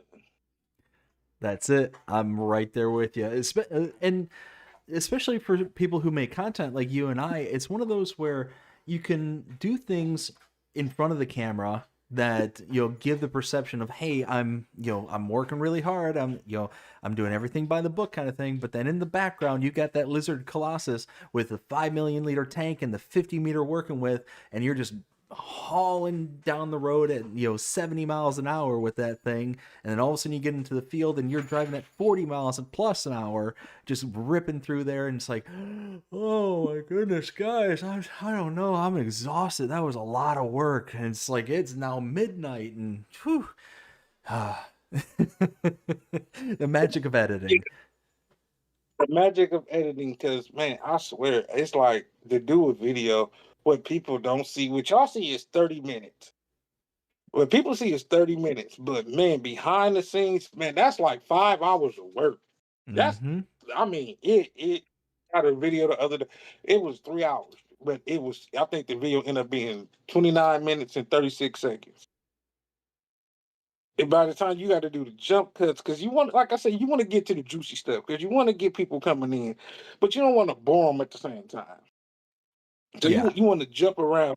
So, to jump around, you got to do that. And sometimes the hardest thing to do is to just record. Sometimes you just want to play the game. I mean, I have maps that I don't create content on for that reason. Like I just played Spakovo. I built the whole farm on there. Never put it out because I just wanted to have a map that I could play just to play. That's not for content. Yep, exactly. I completely get you there too. So What's one thing that's not in Farming Simulator that you really wish was there? Um,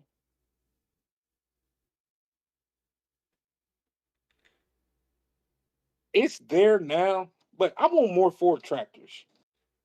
I want more Ford tractors. I want more vintage equipment because I want to do a vintage series, but we're so limited on having on console.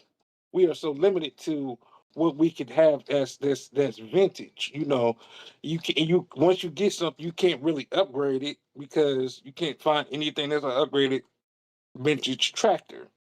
So I would love to see like some older farm equipment, some like if I would love for Giants to come out with an old Iron series, nothing but vintage tractors and combines and planters and just everything just vintage.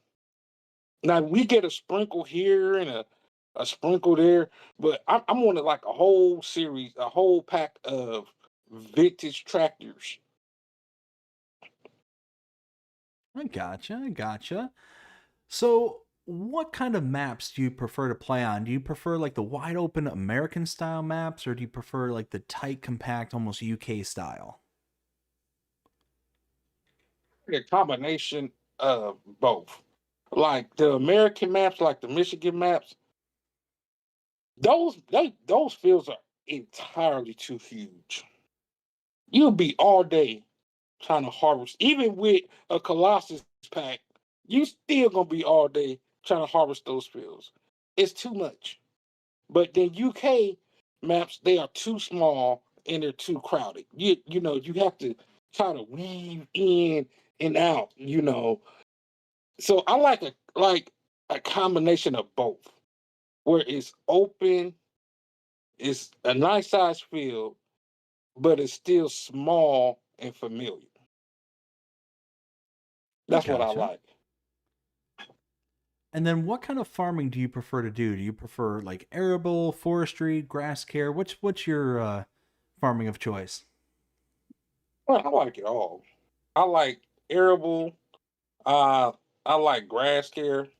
I love cutting grass. That's why I would say that's one. That's another reason I want to move to PC because I want to do a grass mowing series. Like I own my own lawn service and I go around and I start with a push lawnmower and then I get a riding lawnmower and then I get into on my own lawn service. I want to do stuff like that because I love cutting grass in the game. Um, you know, um, so yeah, that's what I like. I like all of it. I love forestry, but after the forestry gets kind of boring after a while because it's repetitive. And doing arables, it's good, but it's get repetitive because because you're doing all the same crops. Soybeans, you're doing oats, you're doing wheat, you're doing barley. I like it's so many other things that we can grow.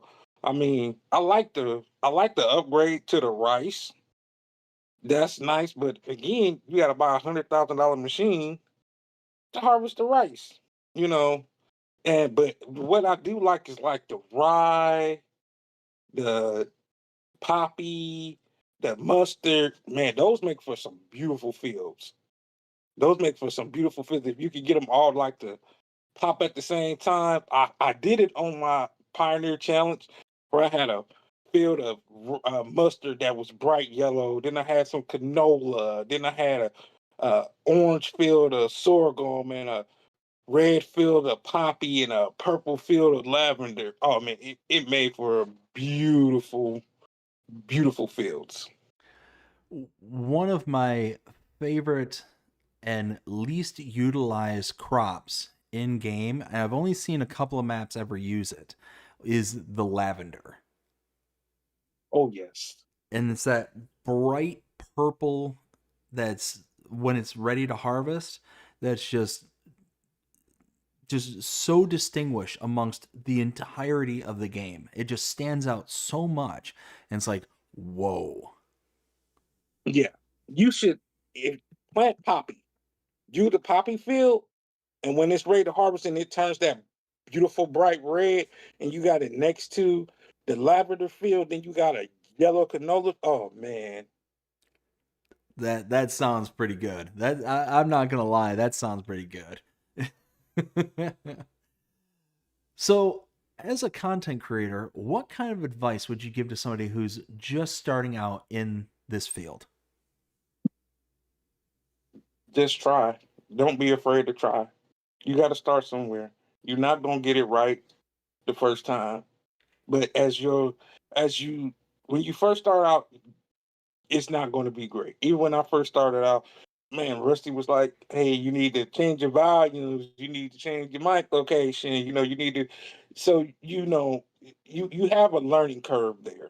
I mean, just the other day, I went back and I watched my very first video that I did, and just went back and watched one of my recent videos that I did, and I'm just like, wow. I'm like, man, I came a long ways.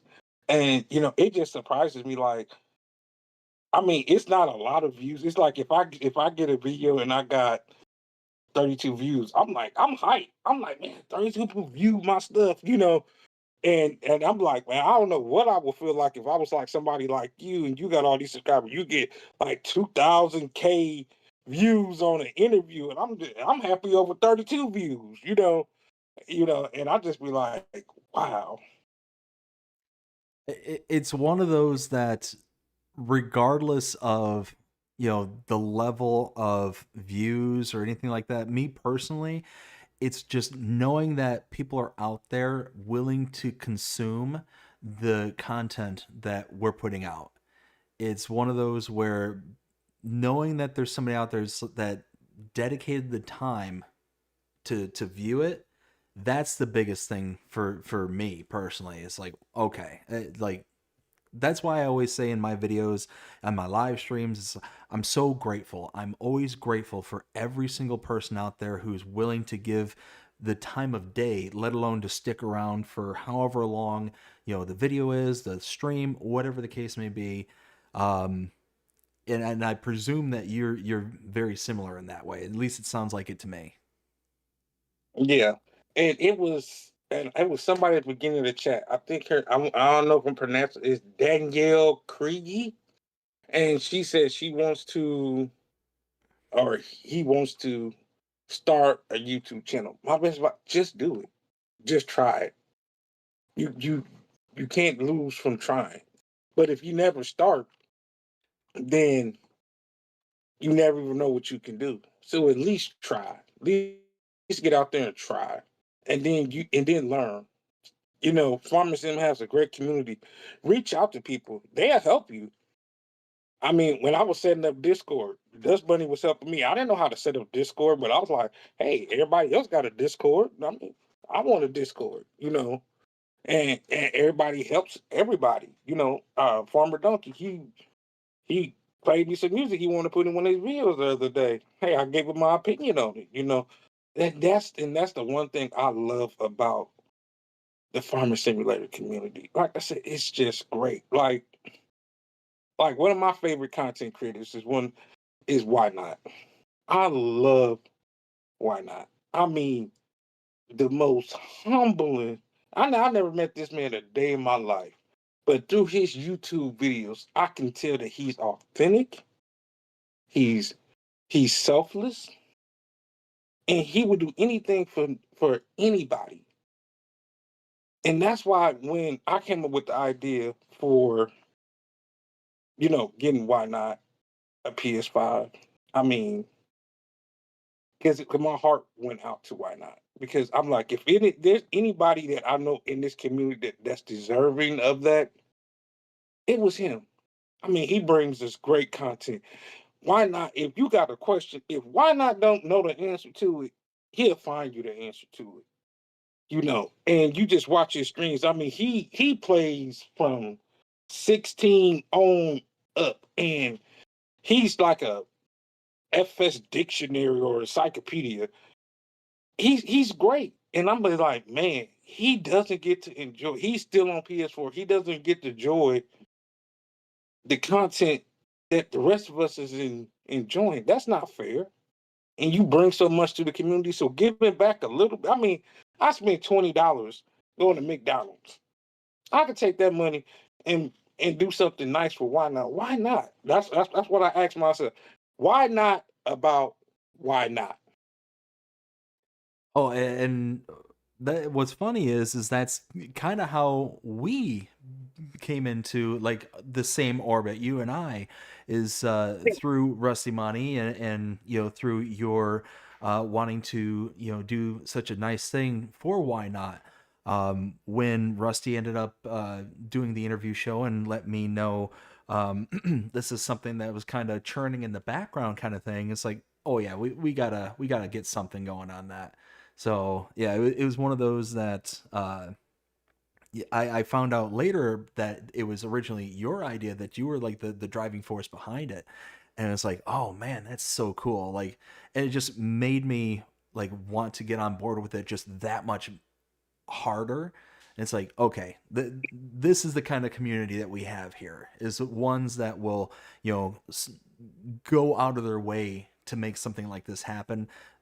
You got to encourage it, you got to foster something like that. So it was such a great thing to be able to get on board with and to do. And it, like I said, it brought me into your orbit. It brought me into Rusty and I had previous engagements prior to that, but brought me into the orbit of Rusty and so many other people. Why not as well? I mean, it was fantastic to get to do and to meet so many people along the way.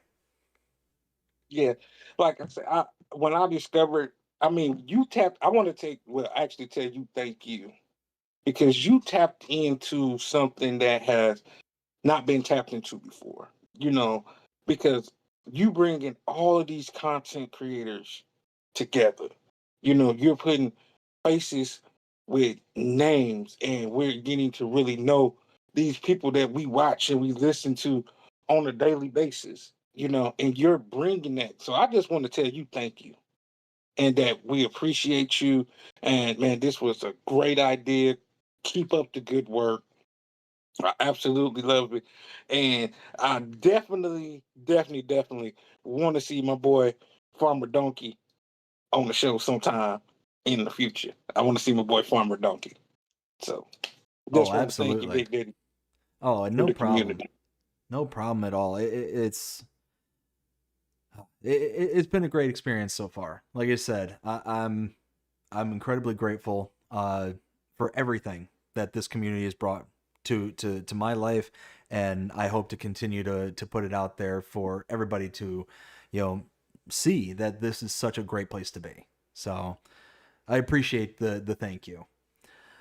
Um, so what would you consider to be your most memorable moment so far in your content creation career? Mo- I guess it would have to be the moment with Why Not. Because I'm a small channel. I'm like I said, I only got 100 subscribers. Um, but I didn't know how to reach out myself because I really wasn't out there into the community like that at the time. And I watched Why Not, and man, just to hear his story and to kind of get to know the man behind this story, it um it is humbling because Why Not don't ask for nothing. He don't. Why Not doesn't he doesn't want to take a handout. And that was another part because I'm like, man, if I could even pull this off, would he even take it?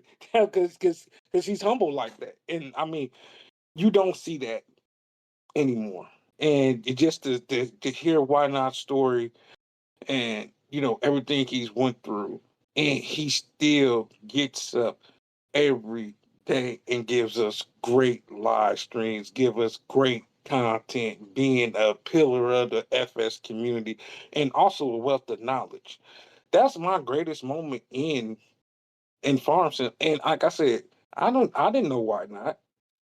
I'm just a person that watched this content on YouTube that loved his story, seeing that he was humble, and I just wanted to give back. I didn't know how to give back, but I reached out to somebody that I knew would know how to get the ball rolling on how to get back to somebody. So you never know who's watching your content, no matter how big or how small your channel is. somebody's always watching. You never know where your blessing is going to come from. Absolutely, 100%.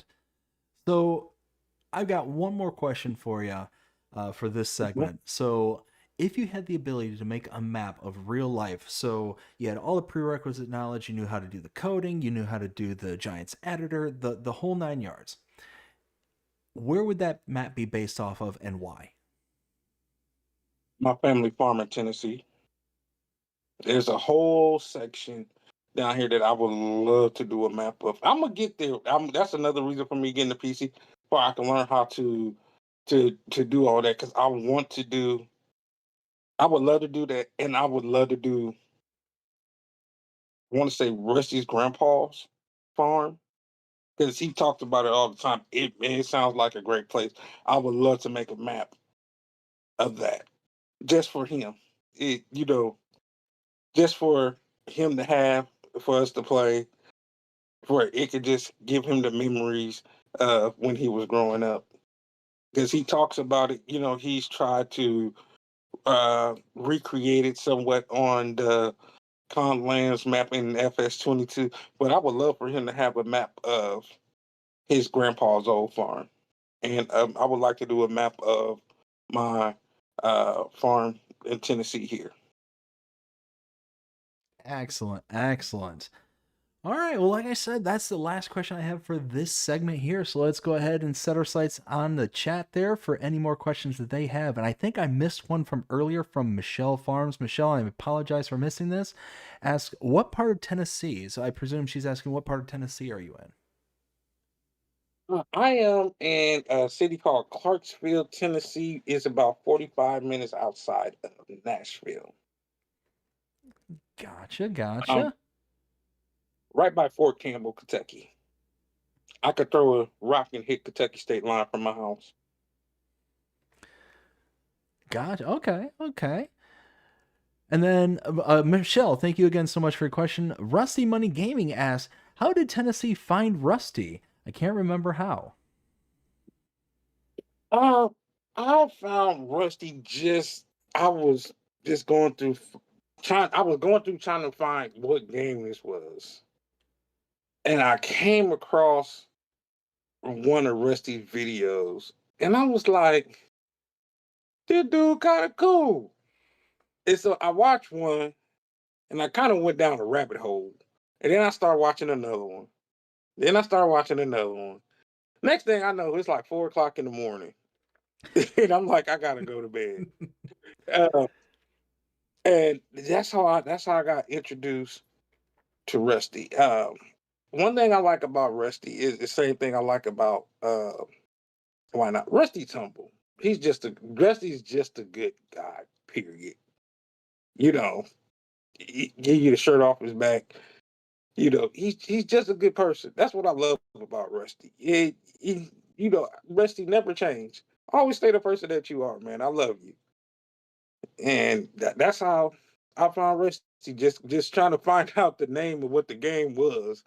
I just put in farming game, and I ran across this page, and I was like, wow.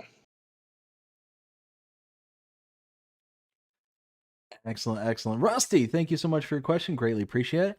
Let's see. And that's when I caught back up. It looks like Whiskey Creek Farms asks, are you a Tennessee Titans fan?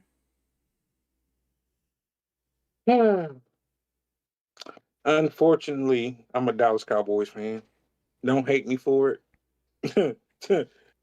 I like Tennessee, but their management holds them back. Their management, their ownership holds them back from being a good team because they don't want to spend the money to get good players. So I like Tennessee, but I'm unfortunately a Dallas Cowboys fan. So the Cowboys, how did that come about? Um, I come from a Cowboys family. My family likes Dallas Cowboys, so it's kind of like family event. Everybody likes Dallas. You be on the Dallas, but like I said, I also like uh the Tennessee Titans. But we have a quarterback curse. I was like, we get a quarterback, he'd be good for a season or two, and then he just he's in the tank. We just can't get a good quarterback for more than a 2 year period in Tennessee. That's why Derrick Henry left. Didn't get a good quarterback. So I completely understand the whole management messing up the team kind of thing.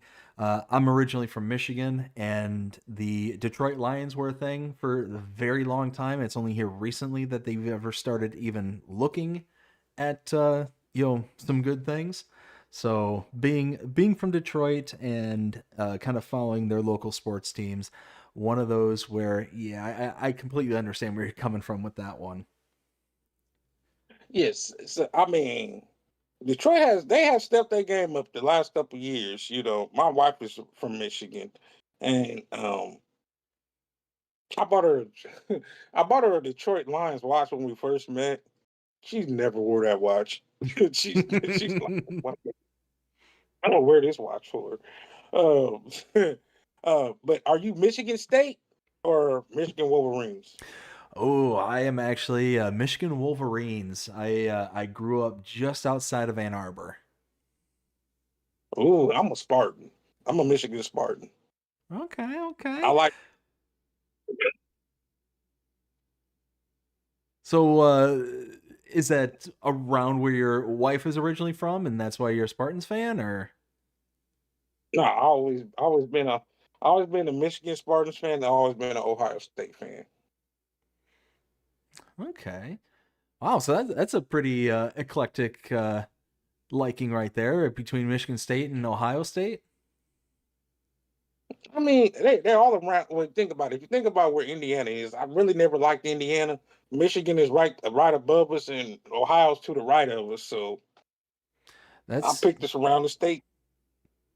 that's very true. That's yeah. It's funny because my cousin JP he fills in the role play series I do. We just stopped recording the Matapiba series, and he is a huge Michigan State Spartans fan. Has been a Spartan fan his whole life, and he's got three kids of his own, and his eldest son, I think he's about 16, 17. I ended up going up to Michigan. This been, I want to say maybe 2, 3 years ago. And it'd been a while since I've been up there seeing them all. And I walk into the house, and every time I go in there, I always see him in his, Michigan State gear. He's always either got a hat on or a shirt on, something. He's always repping, Michigan State. And then I come around the corner, and all of a sudden I see his son standing there, and he's wearing an Ohio State shirt. I'm like, oh no, a house divided. Oh man, get the house divided because I'm the same way. I can't stand. I don't like Indiana teams, but I love Ohio State. I love Ohio State, and I love Michigan Spartans. Those are my two favorite college teams. I'm not a Roll Tide. I'm not a University of Tennessee. I am a Spartans fan, and I'm a Buckeyes fan. Gotcha, gotcha. All right, so I think let's see, take one quick pass through one more time. Yeah, I think that's everything. I don't see any other questions. If you did have a question, I did not ask it. Quickly retype it here in the chat. I'm not seeing anything here, so please go ahead and keep me honest. But in the meantime, we're going to start rolling into our third and final segment called That's a Silage Wrap. This is where we're going to start closing out the show. So, Tennessee Farmer, I want to thank you so very, very much for coming on here tonight and doing this interview. I had an absolute blast talking with you here tonight. Well, thank you, Big Daddy Dave. And again, man, thank you for bringing this community together more and just letting us get to meet and talk to all these other content creators and doing the interviews to get us to know the person behind the content. And this community will forever be in your debt for that. And like I said, I truly appreciate it. I mean, I was thinking like, man, I'm just a small channel. I'm not gonna get on here. You got Crustu and Rusty and everybody else. I'm just like, man, I was like, one day I want to be on Big Daddy Dave's Farm Sim Talk. And when you hit me up in Discord, I was just kind of like shocked. I'm like, because actually Dust Bunny was like, well, Big Daddy Dave was trying to get in contact with you. Like, for what?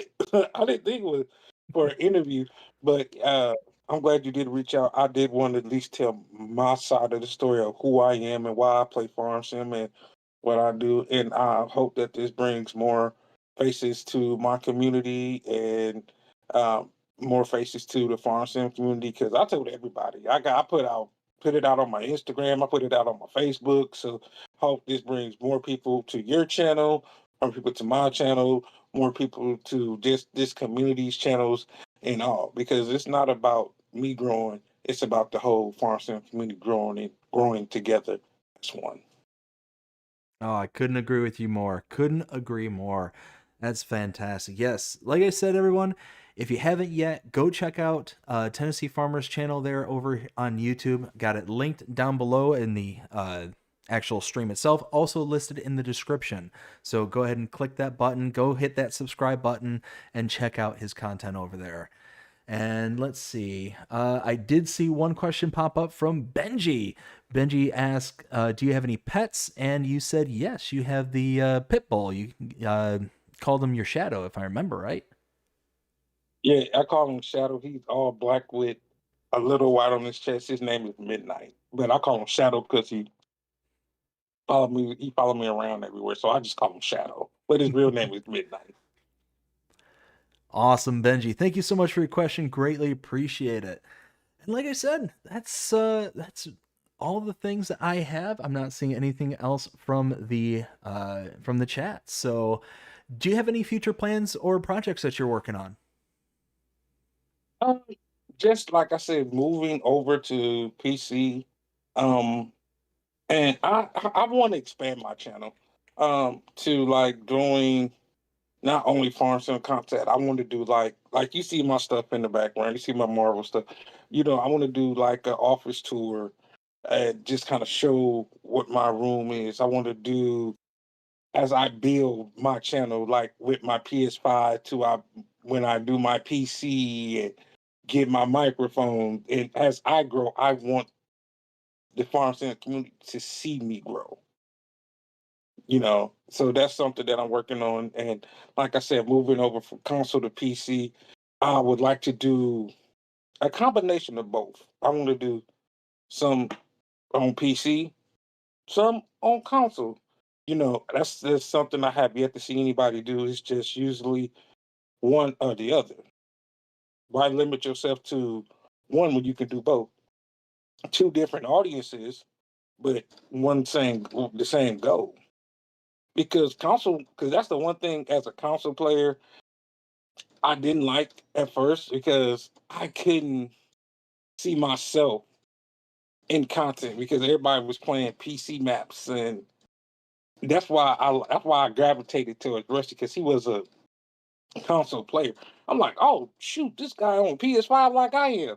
Oh wow, I went back to when he was on PS4 and looked at some of his stuff and as console players, we sometimes we feel left out, you know, and we want to you want to see you on screen because I mean everybody does uh these great videos on PC, but we can experience that on console.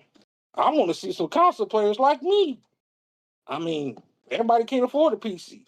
PCs are expensive. Graphics cards are expensive, Mm-hmm. and you do a cheap build, you looking at $1,000 to $1,200 even for a cheap build. So I mean, you could go pick up a PlayStation 5 for $500 and hook them up to the back of your TV. You ready to go record and everything right then and there. 100%. Couldn't agree with you more. Well, I wish you good luck in the whole PC build, getting over to PC, and just continuing to grow your channel and continuing to make the content that you do. Again, I want to thank you so very much for coming out here tonight and hanging out with us and doing this interview. I had an absolute blast with you tonight.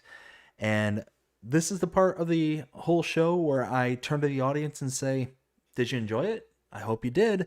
And if you want to see more content like this with other creators such as Tennessee Farmer here or anybody else, go ahead and let me know who you'd love to see, because unfortunately I can't know everybody who's out there. There's so many content creators, modders, map makers, farmers, the whole 9 yards. There's so many of us out there that I couldn't know them if I wanted to.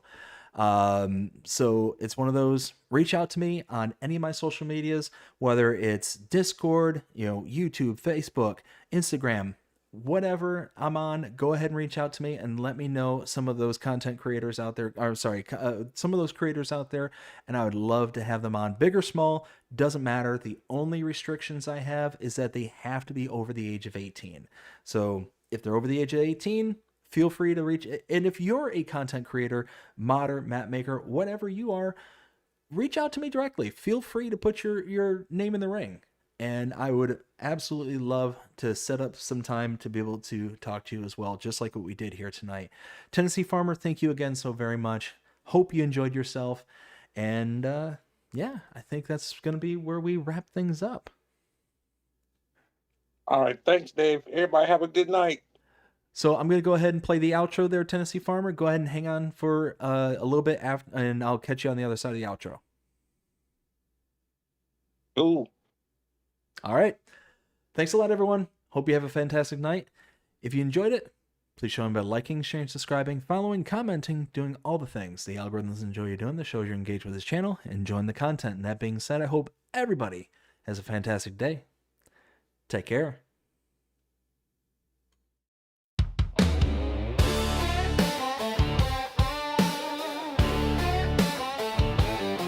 This is Farm Sim Talk with BDD.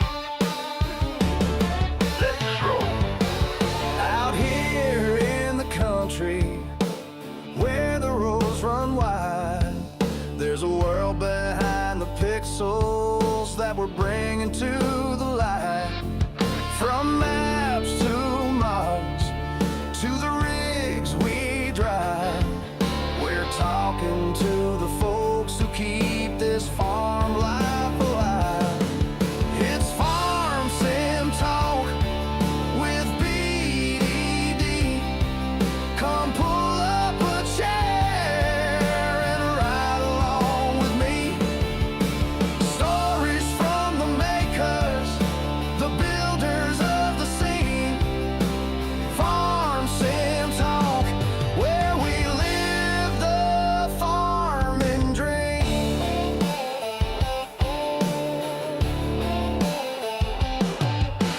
He's got questions rolling like a big John Deere, digging deep with modders so their voices we can hear.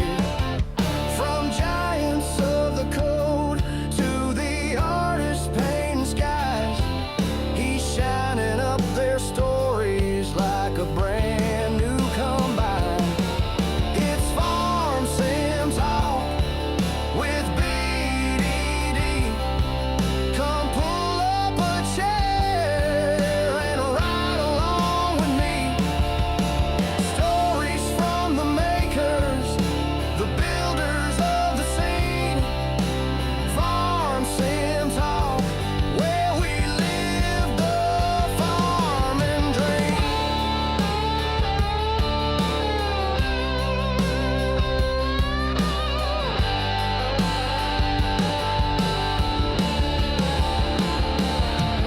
From tractors to textures, from silos to sounds, there's a whole crew of heroes making this world go round. So tune in and find out who's behind the screen. Farm Sim Talk's the place to see what farming really means. It's Farm Sim Talk with BDD. Come pull